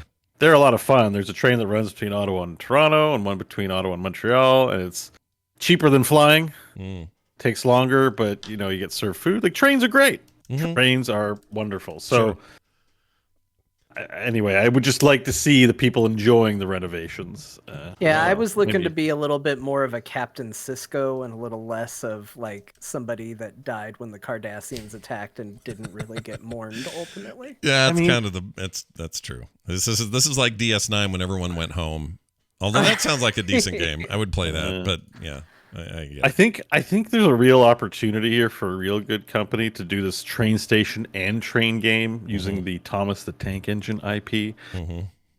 Considering how many appearances Thomas the Tank Engine makes in like Resident Evil and Skyrim, like I feel like a well done, like a good solid game company with a solid licensing deal, making a really great, train tycoon in the Thomas the Tank Engine world. My brother loved it. He watched it constantly, like every day. So I'm very familiar with the Ringo Starr world, Well, and it's great. There are plenty of games like that as well. Like Train Sim World is very popular, I guess. Transport Fever 2 is a big popular game in this regard. So there are plenty of train sim games out there. If I'm to pick one I like the most, I think it's that Railway Empire game. Yeah, here it is. I got this free on Epic, and I actually really liked it. Basically, you're in the 1800s, and railways are new, trains are new, and it's a little bit more like City Builder in parts of it. But you're not really building cities. You're building train routes and deciding, all right, coal is going from that mine to this town, and then distribution to these 3 other towns who need coal. But then you need return trains bringing food and other goods from these towns to these towns. That's a really fun game. It's a little like playing Factorio, but with like historical train stuff. And you can It seems upgrade up your alley, trains. maybe, John. Yeah, maybe. You might like that. Yeah, I don't know. I just want I want to build quaint little towns. Yeah. And have my train go through them in Yeah. different biomes. I want your stereotypical Old West town with a saloon and all that, and then I want it to go into Christmasville, and I want to hit all the model train biomes. Sure. Basically. I get you. I want that. Yeah. Well, I don't think train renovation is for you. The train station renovation is for you. Okay. Maybe a good train manager. You know how FTL shows the side view of the ship? Yeah. Well, what if you get a side view and then you could pan left and right between all the cars and have to do various activities? Like in the passenger car, you got to serve the meal before they get upset. And in the coal shoveling car, you got to shovel coal. In the toilet car, you got to make sure I have that game. Dumped out the side. I have that game. That's a game? Yeah, it's called can't look at my Steam list for some reason. Can't find the name. But it's exactly what you just described. You go between. It's set in like a zombie future thing where the viruses happen while you were driving this train, and so your goal is to hurry up and get between towns before any problems happen.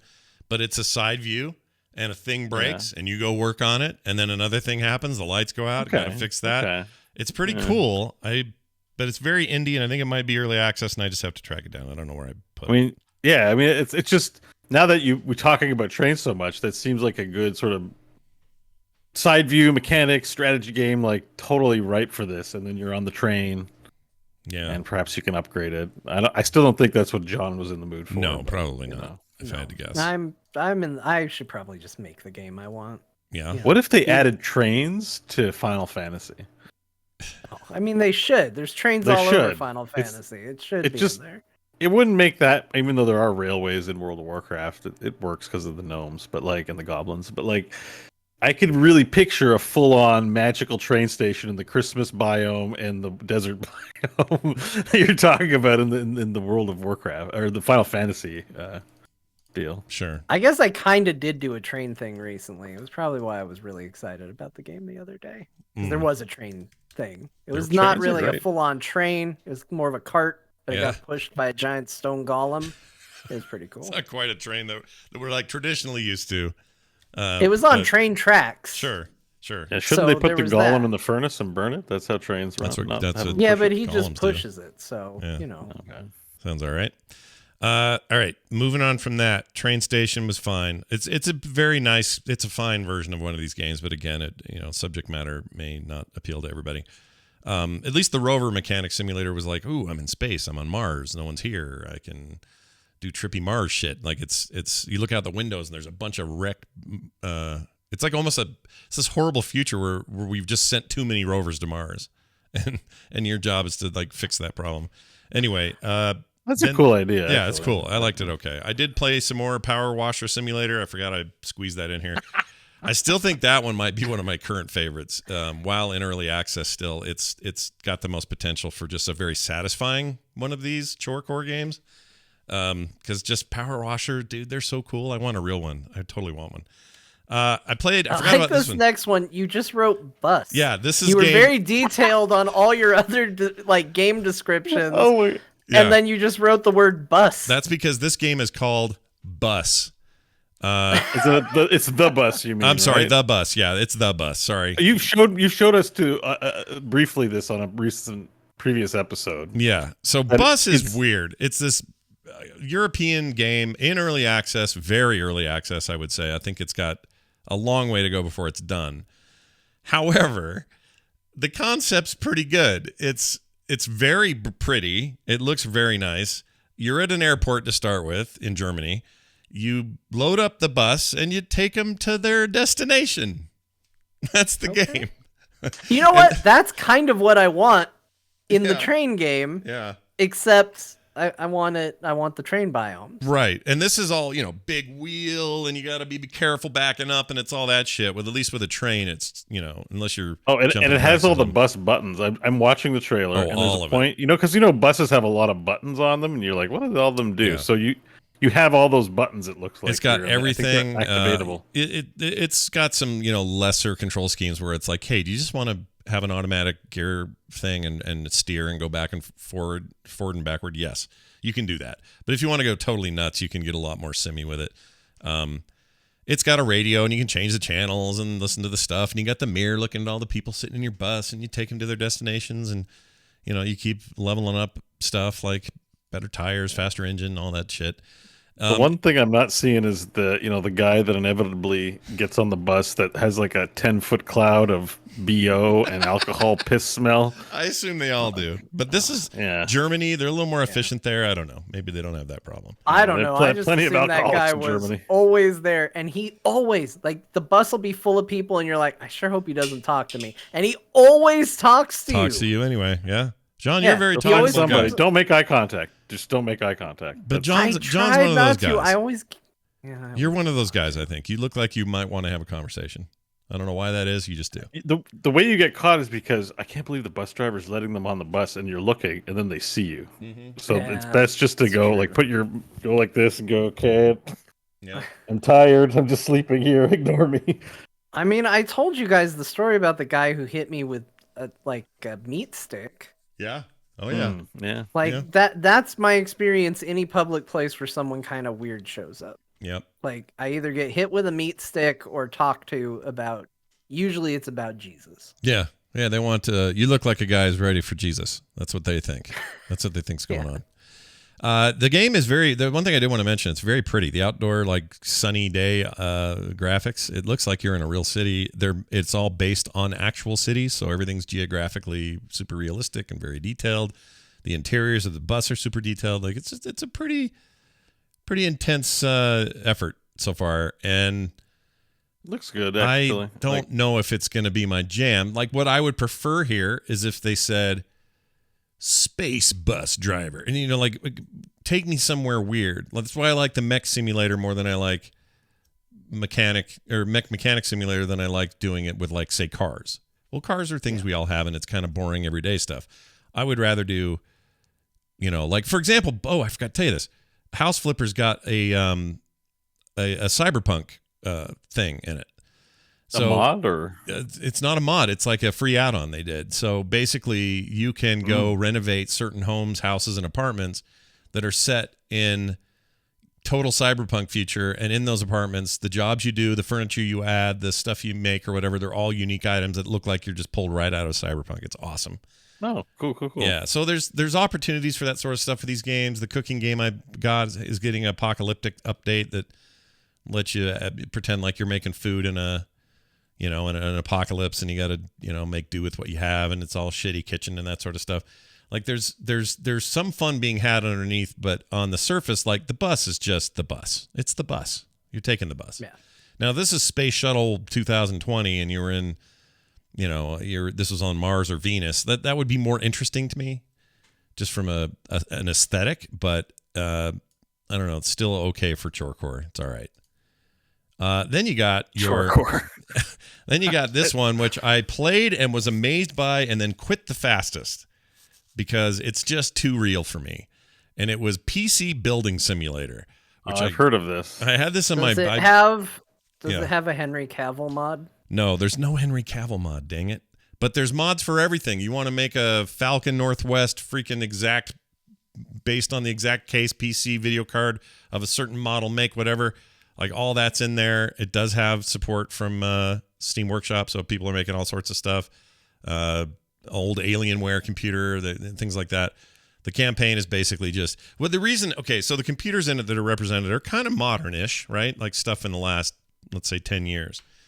But immediately, I worked for a company that made computers in the 90s. And this just reminds me of making computers in the 90s. Literally, like, open it up, lay it out, blow the dust out. Oh, that video card's acting up. Replace the fan. Got to order the fan. Well, that'll take a day. All right, well, maybe what if we put rush shipping on it? Okay, it'll be here in the morning. Like, all of those things are in this. And it made it feel like I was working for that company again, and I didn't like it there. So I stopped because it made me feel like I'm working back there again. I got another question. Yeah. This one's not about Henry Cavill. No. Is there a part where you spend 35 to 45 minutes trying to get the pop and lock fan attached to the processor, and it's supposed to be easy, but it doesn't work? You push it down, and then the other side pops up, and then you push that side down, and the other side pops up. You do that dance forever? Not yet, but there are plenty of moments of, wait a minute, the screw I just took off, did that take it off the card, or is that off the little clip that holds the cards? Now I got to figure out which one I'm supposed to remove. Like, there's a lot of fiddly there on purpose, I think, because they want you to, feel that.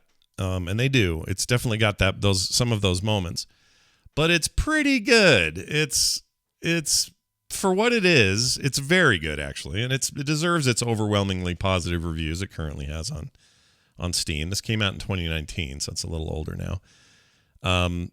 But you can do some pretty wacky stuff, and it just made me feel like this old job. And it wasn't even the job I hated; it was the people there that I didn't like. They were all kind of dicks. It's the people.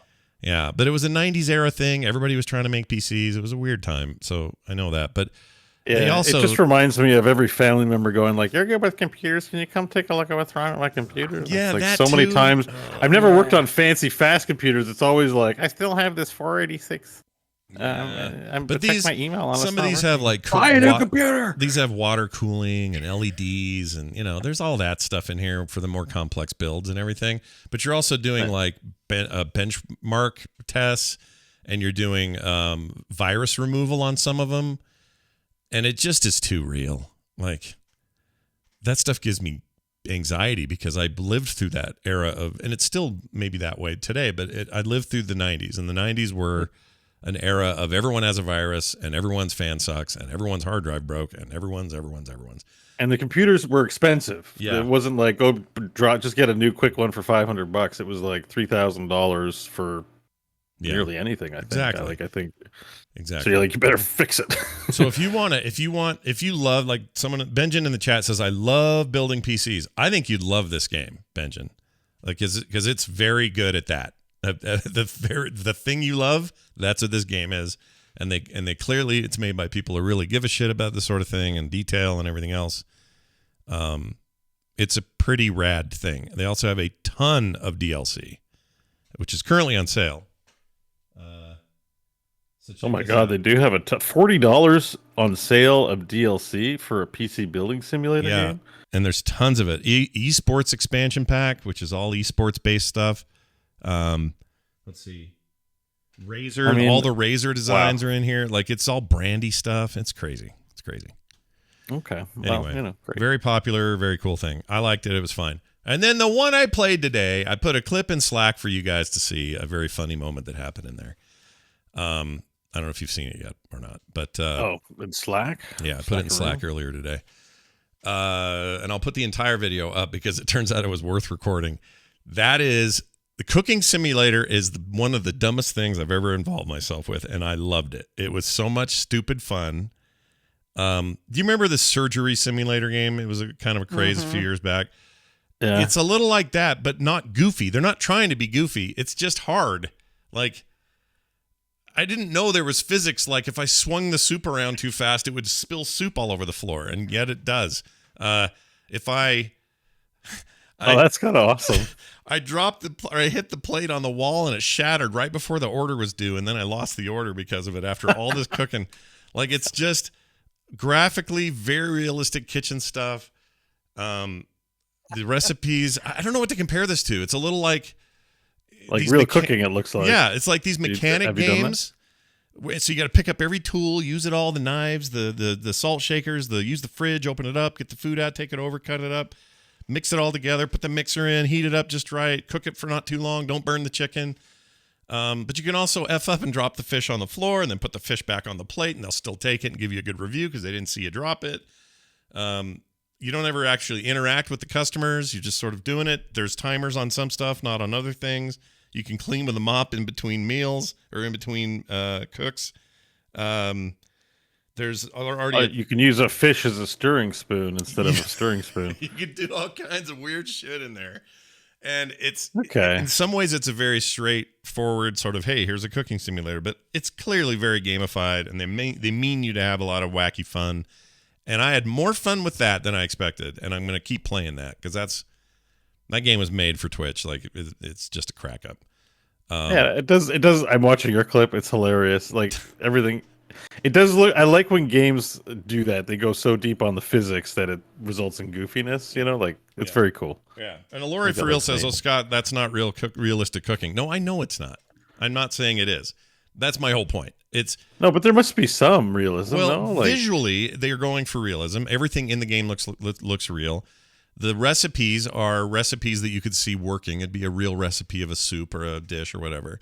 And the methods by which you would cook them are realistic concepts, but execution is wacky. It's just like, I don't know how to explain it. It's like, well, it's just you have mastery over your arms, but they're making it a mouse and keyboard thing. So if you knock your mouse 2 inches, then everything's ruined, basically. Right. You know, right. Exactly. But and you can choose when you start between this beautiful modern kitchen or an old school kind of older kitchen. I had a Halloween skin on it at one point. There's all sorts of shit you can do with it. I just had so much fun for $10. I am like really happy with that purchase. So, that's my chore core for the week. I wanted to but here's the bottom line. Here's the big take. Of all of those that I played, there's lots of positive to say about almost everything in there. Buses leave me a little dry, but everything else is like really pretty cool in its own way. House Flipper, I still think, is the best at what it does. It's really good at what it does. House Flipper is a very good video game. And Cooking Simulator really stood out in the end. And it's funny because I just bought it and played today before the show. And I liked it that much. And I can't wait to play that some more. So anyway, I do that for the show, baby. That's why I do it. So you guys can hear how dumb stuff is and decide for yourselves if any of that's worth it. But did you coin Chorecore? No, someone else said it in an email or something, and I feel like it works. So okay, but you're the first person I've ever heard saying that, and I think it's a really good term. It's not if bad, anything, right? We get something positive out of this. It's Chorecore is a great genre. It is a very what am I trying to say? It's just, it's on the nose. It needs a genre name, and I think that works as well as anything would. So it's pretty cool. It rhymes, so it's got to be good. Quick side note: I played a bunch of Griftlands, a whole bunch of Invisible Inc., and a whole bunch of Tainted Grail as well. And I did that mostly during meetings. Those are great meetings games, man. I love it when I got to talk to a client or something, and they're going on and on and on. Nothing like a good Invisible Ink run or Tainted Grail run or even Griftlands run. It's great. It's good none of them listen to Core, though. Yeah, no kidding. Hope they don't. But we'll talk more about that when we get to Tainted Grail and talking to Bo, because I have some thoughts there. And then I totally forgot to mention it last week, but I got Chivalry 2, very nicely given codes by the developer for Chivalry 2 for the Xbox Series X and PC. This is nice of them. Yeah, it was really nice. I got it for both platforms. That's a cool game. I could see us playing that. It's basically just melee combat in the Middle Ages, and it's great. I get why people love Chivalry. It's such a blast. I think I own the first one, so I remember liking it a lot. It's just, imagine you're like running with a giant axe going, yeah, because you can do like yells like, and they're really like old English, like they They speak like this. Yeah, they're like, chop off his head. "Oh, get You in, know? go." Yeah, it's like all that kind of stuff. And Yeah. you race toward a castle, and they have all these objective modes, and you respawn after you get killed. And so in some ways, it's just like, hey, what if we took the shooter template and made it a melee combat game and just made it really fun? And it is. There's also arrows. You can be an archer, but you're super squishy, so you got to be careful.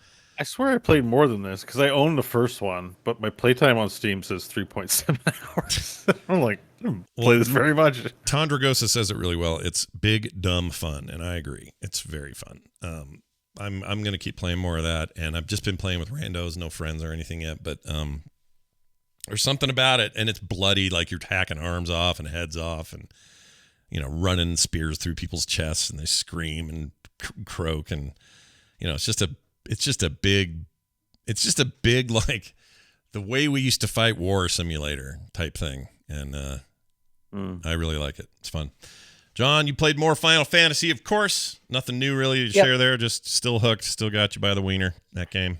Mm-hmm. It does. Yeah, that's good. I like hearing about stuff in there. John shares little moments with us on Slack, and it's nice to, sort of play along with him. I'm very grateful that he's taken the plunge because he's told some of the story today on Slack, and I'm just glad to know more about the game. So I don't think I'll dive into it, but it does sound really great. I'm sort of really happy for people that are really enjoying that game. Yeah. I Yeah, am too.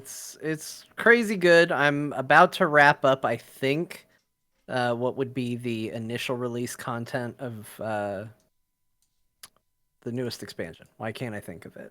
The Shadowbringers. That's it. Bloodborne Shadowblooders. Yeah, got it. I think I'm on the final boss of the kind of initial main story bit before you get into stuff that was patched in, I think. So you're you're near the end game content at this point. Yeah, I'm almost there. So I mean, I Wow. feel like there's still a trillion things that I could do in that game, and we'll see where that goes. And actually, the story stuff that's in patch content is very long, so I still have a lot to go. But yeah, it's been really good. Shadowbringers is crazy. It's like I was telling you guys in Slack today. That is a story concession that on paper shouldn't work. It narratively it seems like a bad idea, and I've been super into it. So they've done a good job. I don't know how they pulled it off necessarily. Steam sale alert. It's only $16 on sale, 60% off right now on the Steam sale, Shadowbringer. So good deal on that. Oh, nice. Not bad. That's good. Yeah. And honestly, not a terrible starting point. Like, I know that's sacrilege to a lot of Final Fantasy players because, yes, it all ties in. Yes, it's all one big story and all that. But I wouldn't fault anybody for wanting to start at Shadowbringers and just go, I want to see this. And there's some pretty decent quality of life stuff that comes in that expansion. One thing I didn't talk about on the show that I will say is worth mentioning that's very nice as somebody that is frequently trying to find time to play that game while taking care of a baby is that you can actually run the dungeons with NPCs. You don't have to run them with actual people in Shadowbringers. Oh, that's new. That's cool. So, and they're good. They are like, that's the other thing is it's not dumb NPCs that just run in and go, and it's like, okay, well, we'll brute force this. They actually follow the mechanics. If you watch what the NPCs do, you can learn how to do those fights properly. Like, it's genuinely really well done, which kind of explains why it's probably not implemented anywhere else in the game. Because they probably had to program a lot because it's shocking how good they are at running these things. But that sounds it's like, really nice. That sounds like the companions in ESO a little bit. There's content that you can do with them now that you couldn't do alone before. I don't know if it's full dungeons, but that's just a cool, I like that. Especially for people like us where we're like, we got to be solo a lot, just how it is. So give us ways to play. Yeah, that's what I ran into this morning. The baby was asleep. I didn't know when he was going to get up. And I was like, well, I'm going to have a morning cup of coffee and I'm at a dungeon with the story quest. So it's either I do this or I don't play. We'll just see how far I get. And we got through it. And, the game balances it a little bit. It's going to take longer to do it with the NPCs. They're not quite as overpowered and good as players would be as far as like getting through it in a speedy way. So you kind of sacrifice a little time and efficiency for you know, not having to match make into it, but it was worth it. I was able to do it. Otherwise, I would have said, okay, well, I can't play Final Fantasy again until tonight when the baby's asleep, and I know it was going to stay asleep. So Yeah. that's really been a nice thing for this expansion. But the new stuff that I played this week. Oh yeah, tell me about that. I played Wildermyth. Wildermyth. Wildermyth. That one, the papercraft game. Yeah. Yeah. Ish. This game is really cool. It's a really neat concept. Basically, it's sort of like a tactical RPG to some degree, but it introduces elements of narrative control. So what that means is essentially when you start, they're like, hey, here's 3 characters, and you can either go in and make characters that you want to make, so you can pick their face and their hair and give them whatever name you want, or you can just hit randomize and get random people that they just generate, and they'll give you quirks for the people. Like they'll say, you know, hey, this person is a coward and nerdy, you know, and that'll be traits that they exhibit in the story. Sure. And you can mess with those too. And then you start the campaign, and much like D&D, you get these little cutscenes that show the story and lay it out kind of like a comic book. But then out of nowhere, it'll just kind of go, hey, what do these 2 characters think of each other? Mm-hmm. And you get to pick, like, are they friends? Are they rivals? Are they lovers? Where do they land on the spectrum? Love that. Yeah, that's John stuff for sure. That's cool. And you can say, okay, well, I want these 2 to be friends. And so that reflects then in the dialogue. So they show up and it's like, oh, I was very worried about you. And, oh, this is just like that time we whatever. And they'll have friendly banter. But then you meet somebody else and you go, what's the relationship here? And I picked rivals. And so they showed up and they're like, this is all your fault. We already know it. Can you tell us what you did so we can fix your mess? You know, like it informs the dialogue and the way the story goes to some degree. So they kind of give you some narrative control and some stuff like that on top of this layer of playing this game that is, you know, in some ways it's actually a little XCOM, because there's also an overworld map, not like a base, but there's like a, hey, we're going to go check out this area and here's things we can do here. And there's like, do we want to recruit more members? And that takes time. And the more time you spend doing things, the more powerful enemies become. So you're balancing like, do we want to recruit people, which is going to take time? The enemies we fight might be stronger, but we'll get a new person out of it while you're trying to complete quests and move. Your characters can age out to where they're just too old for adventuring. Or I have a character that's like, having discussions about I need to have kids and I want to kind of have a family and settle down, and I don't know if I want to adventure forever. And so I can send that character on a quest to essentially retire if I want to go down that route. So it's one bit a game and it's one bit kind of storytelling like a D&D campaign would be. I think everything here is really great. The magic system's also really interesting. I don't know if I love it, but it's very interesting and different.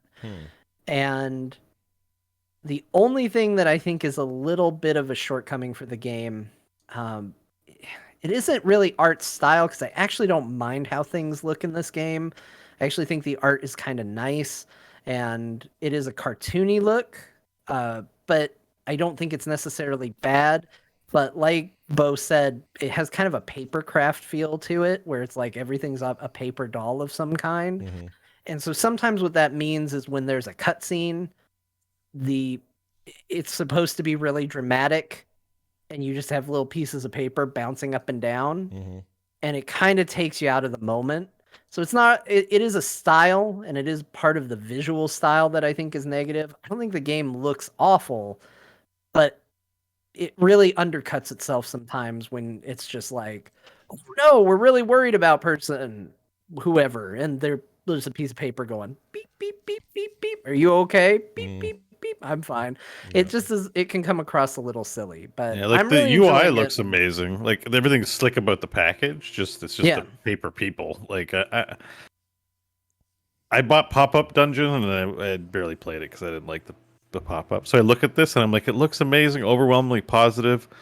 I just know it has an effect after a while, like what you're talking about. So yeah, that aesthetic has got to be something you either really like or can get used to or whatever. It looks really good. Yeah, like, it looks like it might. And your description's got me way more curious now about the game. One thing I do like is everything is visually represented on your character. So there's a lot of art here too, which is part of why I don't want to be too harsh on it as far as visuals, because obviously they've put in work. You know, you get a new necklace and it appears on your character. Oh, that's big actually. The one of the ones was there was a weird gem and I told my character to go and inspect it, and it was like, hey, you know, maybe this isn't a good idea. And I was like, screw it, look at the gem. And it exploded and the gem embedded in their eye.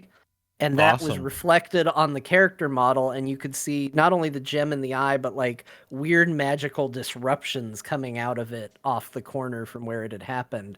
And I was like, okay, this is really cool. They're doing a lot of stuff with like layering things on your character and, you know, lasting impact of things that happen.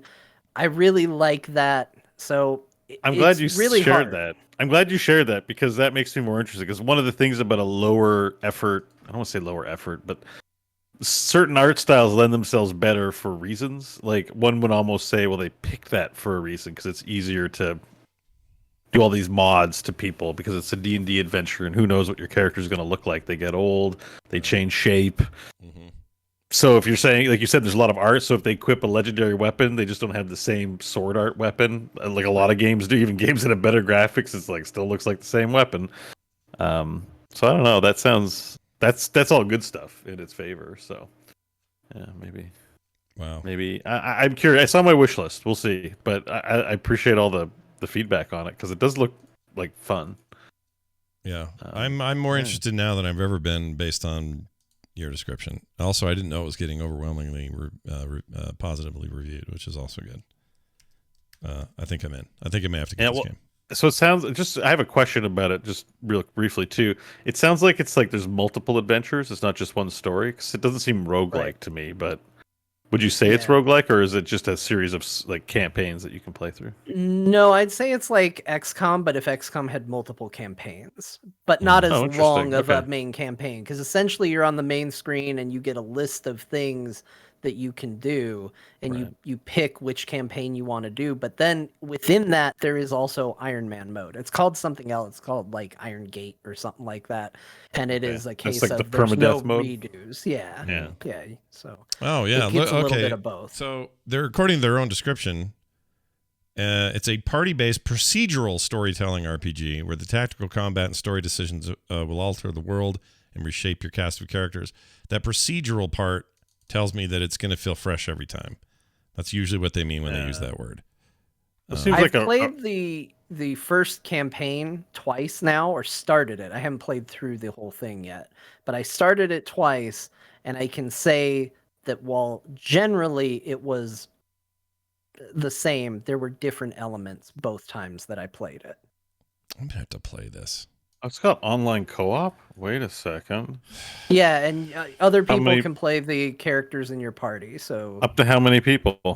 I believe, I don't know if it's supported already, but I know they're definitely going for 4.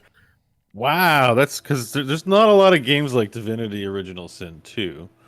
Like that offer turn-based multiplayer for more than 2 people that are also reasonable good. This this just really hit a new level of interest. Yeah, I'm interested as well. Wow, the reviews, I've never seen such glowing reviews. My gosh. All right, John was right. Got to get that game. Shit. Yeah, well, I'm thinking the same thing. I mean, gameplay at the end of the day is everything, and if I have a little problem with the cartoony paper people, well, I can get over it. You know, if it's really I'm thinking the exact same thing. It's the graphics that are holding me back, but a lot of games with not great, that don't look like good packages are really fun, right? Yeah. Well, all right. That looks like a sleeper hit. I want to get it. Also, more House Flipper. You're still enjoying that, More right? House Flipper. Yeah. I remodeled the Kame house from Dragon Ball Z, so I did that. Nice. That's important. We modernized that. They were living a little rough out on Roshi's Island, and now it's all good. And then I also got into another game that you've already talked about on the show previously, but I want to discuss it a little bit. Dorf Romantic. Yes, great game. I picked that up. They now have a button showing that creative mode is coming. You can't click it and play it yet, but they've made it clear that that is the direction it's going because there is a creative button when you go into play mode. So very nice. That's exciting. Yeah. But that game's pretty fun. I don't think I understand it fully. Yeah, it takes a little time. There's a lot of clicking and just hoping things work out, but it's very relaxing and very chill, and it's just nice. There's just something. There's something about it. It's a really, I mean, in some ways it's a puzzle game. In some ways it's a city builder. In some ways it's neither of those things. It's something else entirely. Like that's why I think I find it so fresh is I don't really have much to compare it to. But the more you play it, the more games you get in, the more you go, oh, these farms together do this effect. And if I've got enough river over here, that'll unlock the train. Speaking of trains. And you'll get a little model train you can fiddle with, and like there's just a really, really cool vibe with this game. And I didn't realize they'd added a grayed out creative mode thing. That's interesting. Wonder what the plan is there. To see what that is. That game also deserving of its high praise. A very, very cool game. Glad to hear you're enjoying that.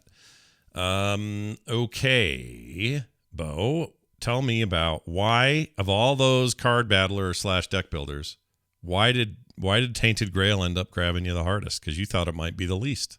It was the least. I was like definitely talking on stream and on the show last week that Tainted Grail's kind of janky. Probably play Thronebreaker or Griftlands. I did play more Griftlands, but as you know, Tainted Grail Conquest has won out. Yeah, I watched you stream a bunch, and you've unlocked a bunch of characters and done all kinds of stuff. Yeah, I've unlocked all the characters, finished the main campaign, but it isn't the real ending. So now I'm on difficulty tier 2, trying to get to the real boss. Mm-hmm. See, he acknowledges that he's about 50% through Tainted Grail, then, just like somebody else who got 50% of the way through Resident Evil 2 remake. Oh yeah, so he would. So normally, so what you're saying is this is where he would set that down, and then I should have stayed on. Except that I had credits and it said the end. That's the difference. Anyway, go ahead, Bo. I don't remember if I had credits or not. I don't know. But anyways, the why Tainted Grail? Why is it the best one? First of all, I like the Grimdark Diablo style or Doom style or whatever.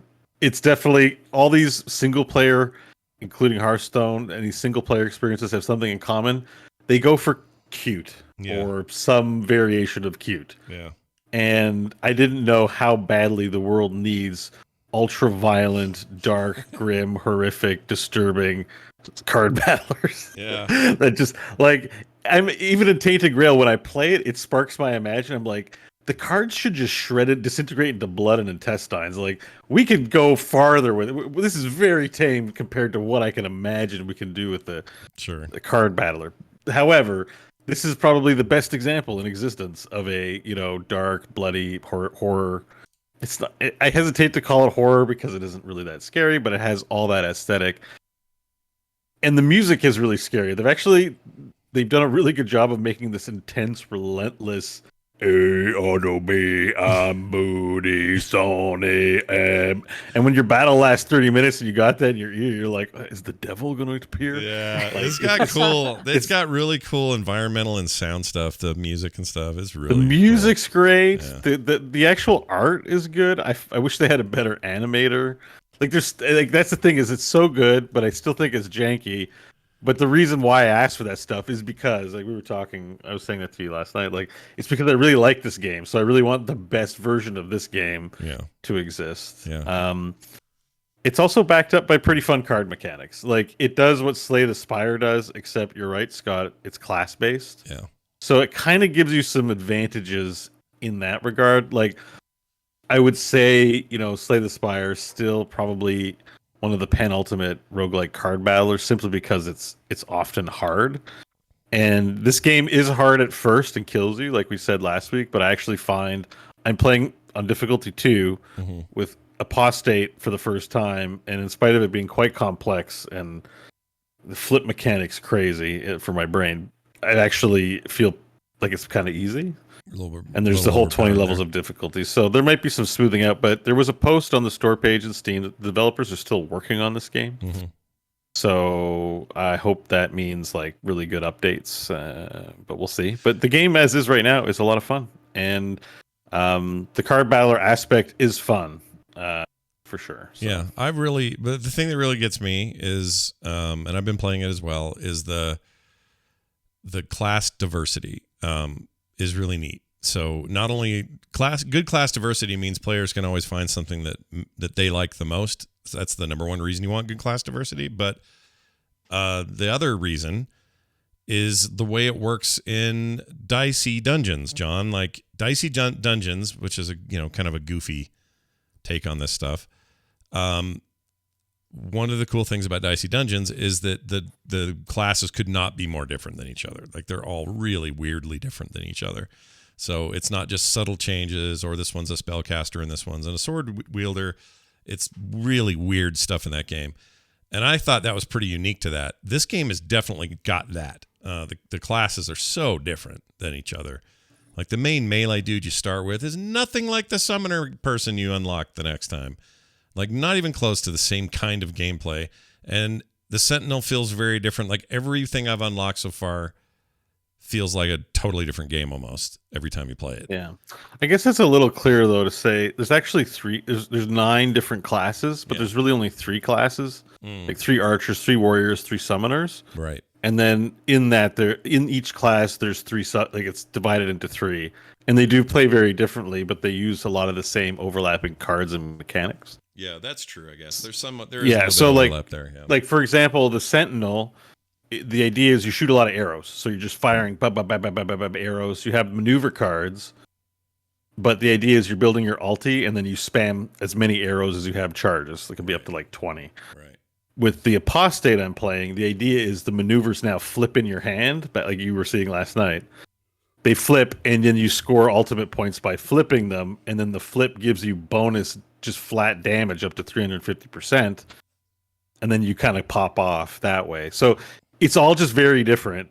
Like it feels like another class. It's not. I'm not trying to undercut anything you said, 'cause they are other classes, but they do It was very confusing for the summoner. So the summoner, you promote your monsters indefinitely. So if they can go to promotion level 5,000, they will. But keep in mind, at the start of your turn, it'll damage you for the amount of promotion levels. Right. So you want to keep that in check. So it's weird when you go to the Necromancer and then you have these promotion just doesn't work for it, because when they die, like the Necromancer summons, they die after a period of time. Right. And then they come back as ghosts. Yeah. Which is and weird. So like figuring out, because it's different than the summoner, but it's the same cards and mechanic, like a lot of the same stuff. It just works really differently. Yeah.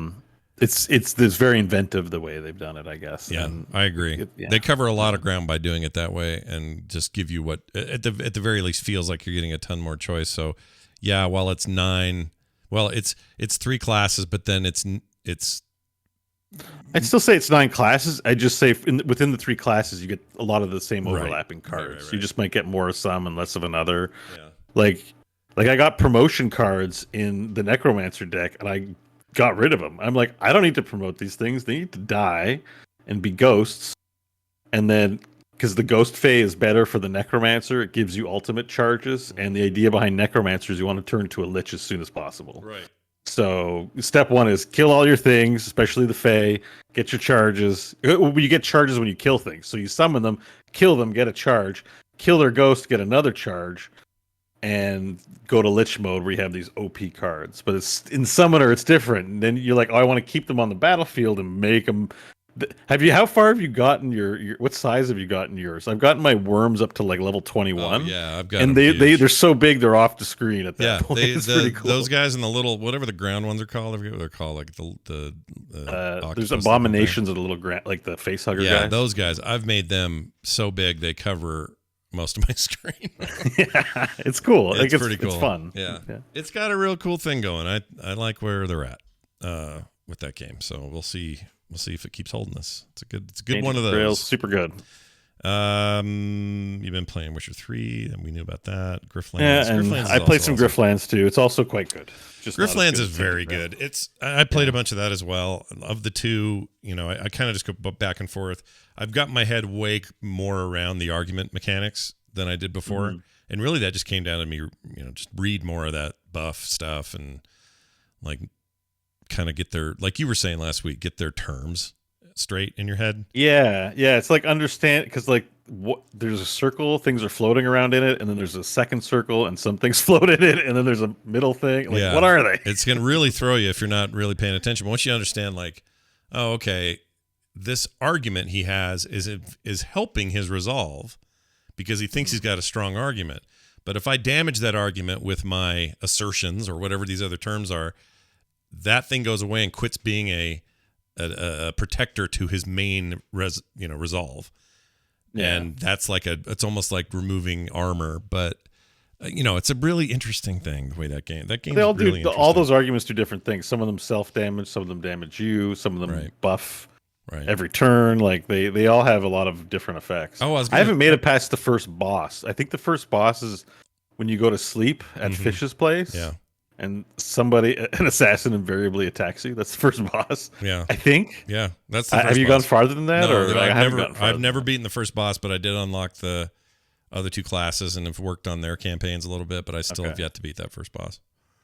Yeah, same. It's funny. I beat the first boss in a negotiation battle, and then I fought him anyways. I tried to talk him out of fighting, but then you can just still fight him. So I was like, oh, sweet, more XP. I'm a gamer. So apparently, you can once you get through all of the main three classes' stories, those characters' stories. It's not like the game is now you having to play those stories all the time. You now can just play. I forgot what they call it. Crap, but basically, it's open the map and a bunch of opportunities afford themselves, and you go. Oh, really? They do that? Okay, because that was something I was not liking about the game. Is that for the first time it was fun, but the second time I'm like, I got to talk to Fish again. I got to talk to this guy again. Yeah. What I also like about Tainted Grail is you kind of just get to, if you just want to play Card Battler and don't want to do the story thing, you kind of. Well, and there's I should say that I haven't tried it, but there's a mod for this game for Griftlands that takes. And it's an allowed mod that the team doesn't care. It's a mod that basically takes everything to the level where it's just all unlocked, so that game mode is just unlocked, and you just go play it if you want. If you don't want to mess with the story. Oh, interesting. I think the story. I don't mind. I appreciate knowing it because I like the story. I just what makes the Slay the Spire so infinitely replayable is just because there's.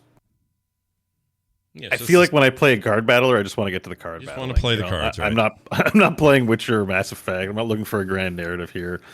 Although I do appreciate what little there is in Tainted Grail. I think it's moody and well done. But it's like their Invisible Ink, the other Clay game I love. That's probably my favorite game they ever made. That game has a similar structure. There's a story, but it's also kind of endless once you finish it. You don't need to keep rehashing it. And so they've kind of applied that here. But yeah, that game's pretty rad. Griftlands. And I'm looking forward to seeing what all the hype about Rogue Book is because I bought it. So probably tonight I'll try it. Is that so that reviewed well, right? It's going all right. Yeah. It's like overwhelmingly positive, I believe. And, Richard Garfield made it. We talked about it last week. So, but that's where we're going to see. I'm playing these I'd say Griftlands, even though it isn't a hardcore art style, it's definitely not a friendly one. It's full of grays and dark blues and it's wasteland, right? John will love that. By the way, that's so John's aesthetic. Everything about it, Griftlands. Oh my gosh! But Rogue Book is looks like Slay the Spire if the art was good and animated. yeah, kind of. Yeah, I'm not mad about that. I'm like, whatever. What Slay the Spire had plenty of time to get their shit together. Yeah. I mean, whatever. Slay the Spire. I don't mean to speak negatively about it. I'm making jokes. They eventually leaned into that ugly stoner art thing, and that's just what it is. So it's fine, I guess. That's not my deal. It looks this looks good. I can't wait to try it. Yeah, it does look good. You're gonna have to report back on that. Another $24.99. I guess I'm gonna maybe spend. All right, that's it for games. A quick email before we go. That's a good question. This one from Prost Shock. I think is how you'd say this name. Dear John Bow and the rest. Thanks a lot. John Bowen. Wait, John Bowen. That's you. Yeah, that's me. I'm the rest. Yeah. That's all right. Hey, look, I don't care. I'm good. I don't. It's not a problem. By the way, I use weird candles wrong or weird candles wrong, Bo, in that game. I wanted to mention that because I'm watching on this video. For the longest time, I didn't light them or use them. So That's fine. I was just running through the world blind and not really. That's the way to do it. Yeah. That's the way to do it. You only want to use them. You can light them in combat first of all. So if the combat gets hard, it'll affect the weird cards you get. Oh. So if you have brightness, you get weird cards that give you like a choice between two positive things if you play it or don't play it. But at negative, it'll be like give the enemy 10 barrier or give yourself 25% less damage for 3 turns. They're like, these suck. Oh, those are brutal, those cards. I don't know. The one thing I don't know is I wonder if you get more XP if you fight on darkness mode. Oh. That I wish I knew. I don't know because I think that's the case because it's technically harder. But I don't know. I don't know. And the other thing is there's an encounter you get in the darkness that you won't get if you keep lighting a candle. So it's actually good to stay in the dark until you have a boss or something to fight. All right. Well, that's interesting. Sorry, but No, I know because I was lighting them all up too, and I ran out so quick. Yeah. So it's better, especially in the first world, not to even bother using them. I also forget about my health vials. I forget about my bottles of health all the time. I don't know why. I just forget they're there. And yeah, I know. I have a flute from the bard that I can use once per combat that I never use. That I'm like, I could have used this. I really should do that more. Yeah, it all right. definitely is a thing. Here's this email. It says, as someone who appreciates Borderlands, and I know why he's not including my name. You'll hear it in a second here. As someone who appreciates Borderlands and its humor, my question is for Scott. Every time Borderlands comes up on the show, you talk about how you don't think it's funny. However, by the way, this is John too, not just me. Okay. Right? Yeah, but he's saying that I don't exhibit the traits he's about to describe. Oh, all right, fine. He says, however, its sense of humor lines perfectly with what I've heard on the podcast. I mean, come on, you constantly laugh at farts, innuendo, and silly names. It seems to me that Borderlands would be right up your alley. Thoughts? Love the show. Prostshock. Well, Prostshock, I'll try to ignore some of this passive aggressiveness you're throwing in your email today. Just kidding. It's fine. Doesn't bother me. Yeah, it's a fair point. I can't actually argue with this. Yeah. Maybe that's why we don't like it. Sometimes something's too close to home. Like, I think that's why I don't like Letterkenny that much. Yeah. But I know you really enjoy it, and you have good, you share tastes with me. Sure. And I don't think it's bad, but I've watched it now, and I just kind of don't laugh. But I just think it's because it's about as close to how I'll feel back in the day when, say, a white person went to their Chinese friend and said, "Have you seen the latest Charlie Chan show? It was great." Yeah. And they're like, "Okay."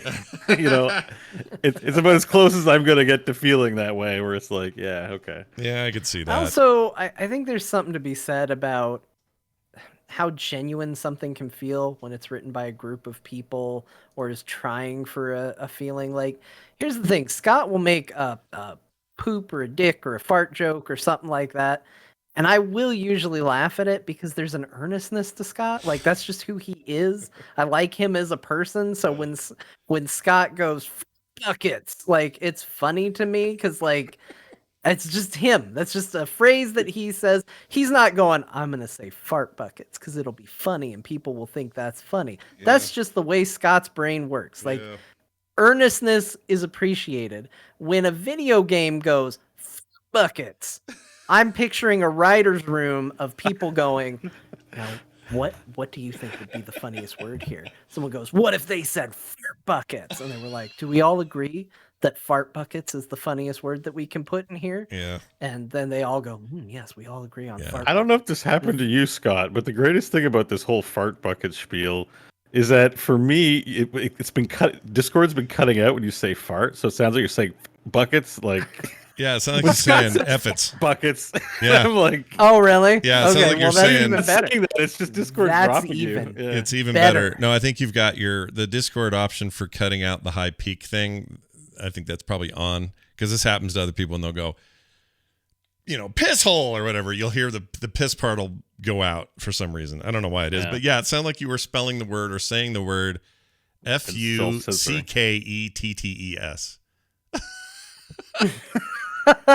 Nice. That's what it sounded like. Nice. That was pretty good.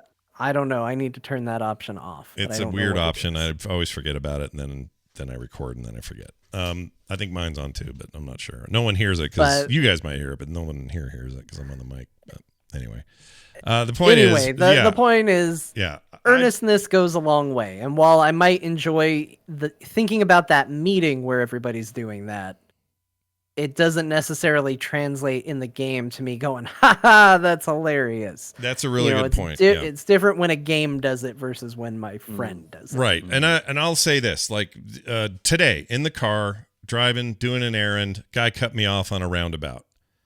And I got so irritated and flustered in the moment. Everyone else would have gone, "Watch out, you asshole," or some normal thing. I went, "Oh my gosh, you freaking dirt nickel." What's a dirt nickel? Right? But my point is, this stuff doesn't, I don't sit on, this isn't me sitting around writing this. I don't know I'm going to say it until I say it. It's like a form of Tourette's. I'm worried one day, like when I'm in my 80s, am I going to get dementia and start yelling the worst, weirdest combination of things ever? Like incest pig or, whatever it may be. I'm not making this stuff up. You know what I mean? Pretty good. That's my whole thing. I don't know, it sounds like a positive thing. I wouldn't be worried.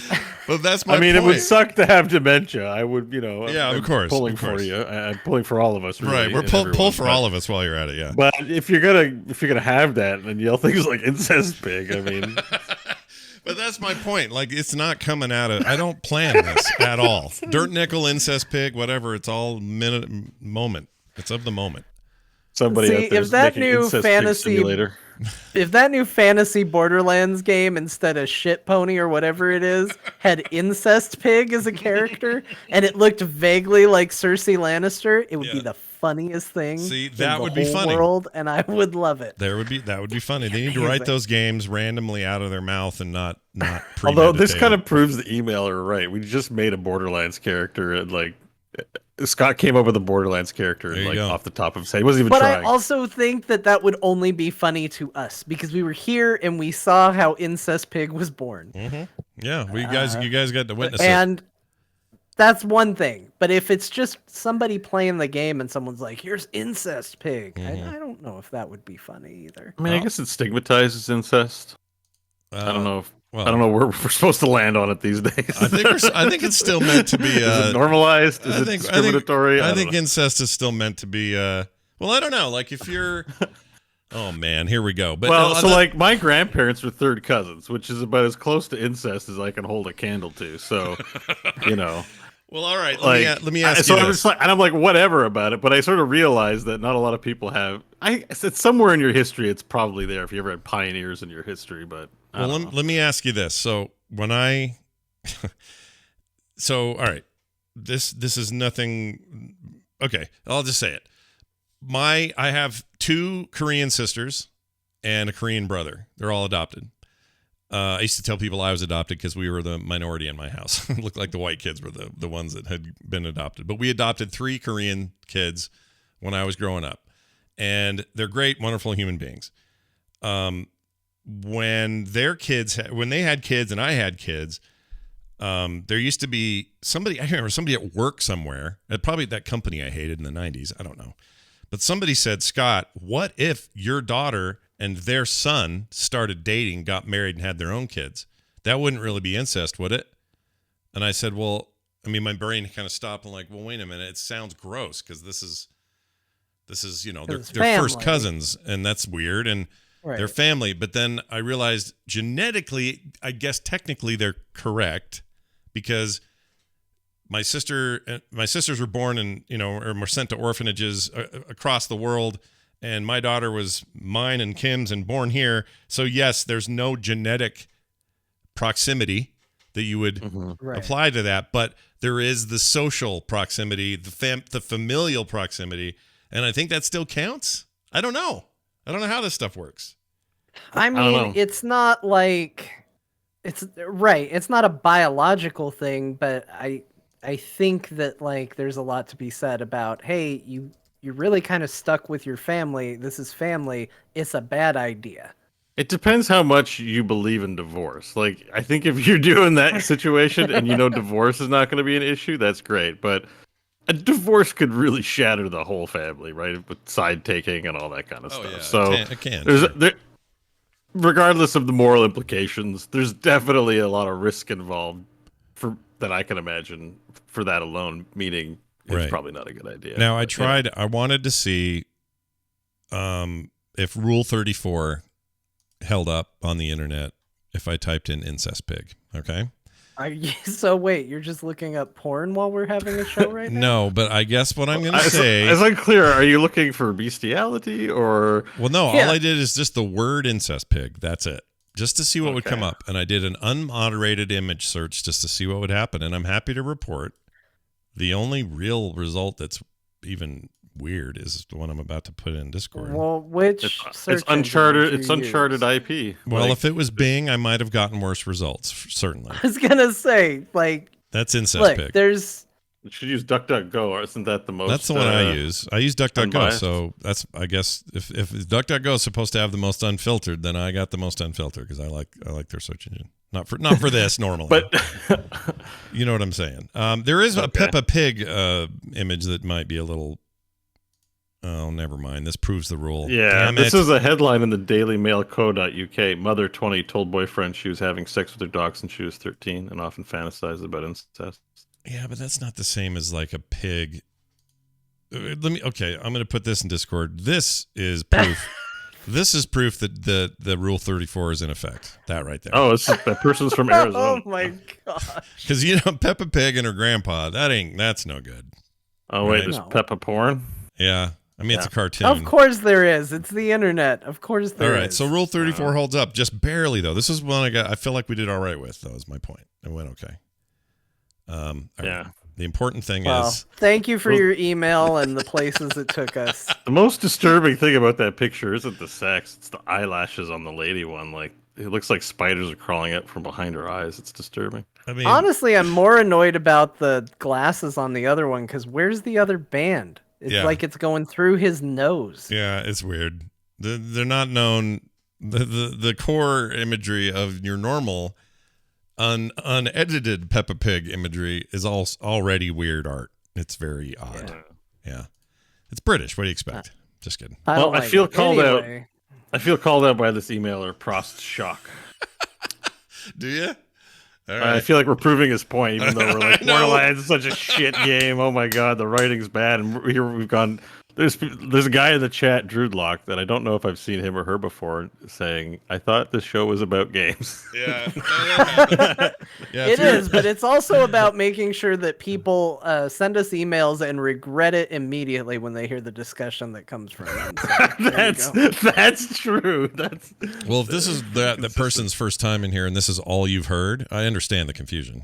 Like there's 2 hours and 10 minutes of game talk, and then you ran into this bit. That must be rough. I would also. yeah. I feel like as a warning, we should have like how they have podcast trailers now on like YouTube on Apple Podcasts and Yeah, stuff. We should just put the TMS mashup as that think full year actually- one review we did. Yeah. Have we got one recently? I'm by glad the you way? I know said he this, by was- the way. I'm glad you said that because I actually need to do this in general, and I haven't done it. It's not. Oh, I need to do these trailers because a bunch of the services are now doing this, not just Apple. I think Spotify's opening up like trailer options, and I need to make stuff. So trailer options and subscription options. I mean, Yeah, we're doing all the that- Patreon thing, but to all trying that to push is- podcasting forward, I guess. I don't know. yeah, or I don't know. They're kind of messing with it in ways I don't like, but whatever. What are you gonna do? Same. It's like the MMO deal, right? Like it's working, it's great, but no one's making money off of it. So how can we push the money making side of things? And it's Yeah, like, okay, and the thing is, great, they I are guess making Here we go. plenty of money out there being made. It's just never. It's never enough. Well, they're not involved in it. It's just like, wow, we have this whole we have this whole app that we don't make money from. Oh, that good point, everyone yeah. else is perceived to be making money from. The majority, again, probably are not. Yeah, But I don't know. there's an opportunity for everyone to share. I mean, I guess what I really hit my we've reached a new low is I think there's monetization coming to Twitter, right? Like, is that Well, that's also... already in there. But you mean the thing where you Oh, can it is? pay, you can tip people for their Yeah, tweets? that's what I mean for everyone. When it Yeah. becomes you too can become and I'm like, aren't we all just like shuffling money around at this point? Yeah. Like, Yeah. it's cool, but also it's like grown. I don't know. And a Maybe lot I'm of just it's not even getting real. old. It's just sort of just transfers of dots and zeros and ones, and I don't know, man. We're living in late stage. What do they call it? Late stage. What do they call that? There's a word for this. Late stage bubble. No, late stage. Not democracy. What's the word I'm looking for? Late stage incest? No, Aloria, for real, not late stage incest. What's a capitalism? Capitalism, late stage capitalism. That's what I meant to say. This concept that, you're just getting to a place where you're like trying to scrape every penny off of everything, and then sometimes money's not real. Like, remember all the memification of the GameStop stock and everything? GameStop made hundreds of millions of dollars on the meme that was like anti them. Yeah, they sold their boosted stock. They got boosted by. What is that money? What even is it? What is that fake freaking value? It's perceived value. It's just it's. You know how that is it Black Lotus and Magic the Gathering? If you want one, it'll cost you thousands of dollars. I can't remember, maybe $100,000. It's just a piece of cardboard. Like, it is just a piece of cardboard that was not handmade. It was printed. It's stupid, but that's like, I don't want to call art stupid because it isn't, but it's perceived value. And that's just all a company is. It's just perceived value built on some stuff that is measured, and the rest of it is imaginary, as the GameStop situation proved. Yeah. Like, boy, this conversation's gonna go real well right before our Patreon. Well, no, okay. This is a good bad. Yeah, this is more of a good bad important point. We'll have to have Scott back on and talk. John makes a good point. Like, where we, the whole thing's just complicated because NFTs and crypto and everything else. All this stuff just is so freaking weird. And then at the same time, everybody's got to buy food and pay their rent. Like, it's just, there's no getting away from the realities of it, but also these unrealities of it. And it's not even a political statement. I'm for free market, man. I'm all about competition. Like, I'm, pro all that stuff. I'm just saying, at some point we have to recognize that it's a little freaking weird. It's freaking weird. The problem is there's a concept in the world called demand. And demand is not measurable in any quantifiable way, except with money and to how much someone is willing to pay. And no one's looking at that as a problem. Like, just a basic concept of what demand is. Because that's why, like, if I'm playing Magic the Gathering in Standard Season and Jace the Mind Sculptor, I need 4 copies of it. Yeah. Then I'm paying $100 for that card. Yeah. Once it rotates out, you think I'm going to sell them for $100 or a profit? Probably goes down. And they ban it in certain formats. Oopsies, there's $400 I gave to someone for a piece of paper that is not going to be worth that much later. And I actually sold my Jace the Mind Sculptors before they dropped in value smartly. Yeah, well done. I got $200. But the point stands is that the whole reason I can demand it is because we have this imaginary quantification of demand and people profit from it. So there's no incentive to actually measure objectively what demand is worth in like a formula or some way to just regulate this. Yeah, exactly. Like, it's ridiculous. Like, I'm sorry, I know we don't kind of promote this thing, and I don't really like talking about it much on the show. I'm a smoker. You want to talk about ridiculous? A pack of smokes is $20. Oh. When I was starting smoking, no one gave a crap. It wasn't taxed. It was, a pack would run you like a couple bucks. Like, It's nothing. It's a bit of plant. Like, it's a bit of plant and packaging. Yeah.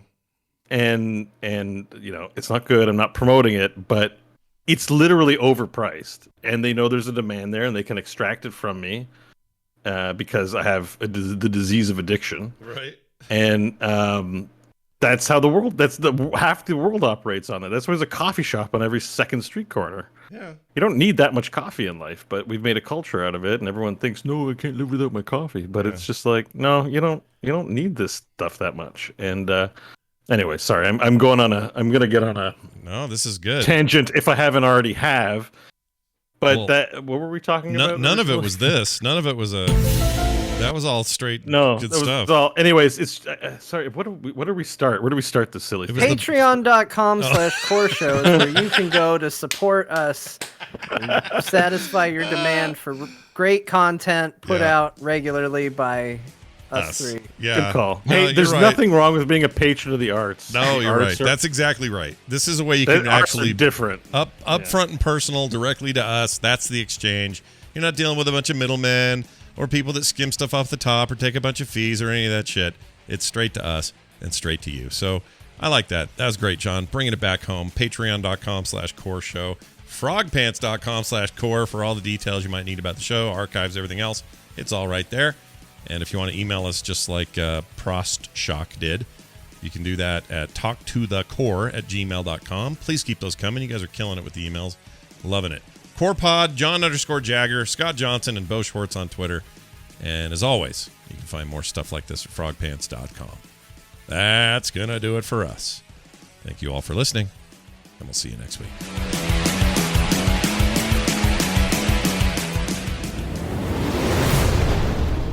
This show is part of the Frog Pants Network. Yes. Get more at frogpants.com.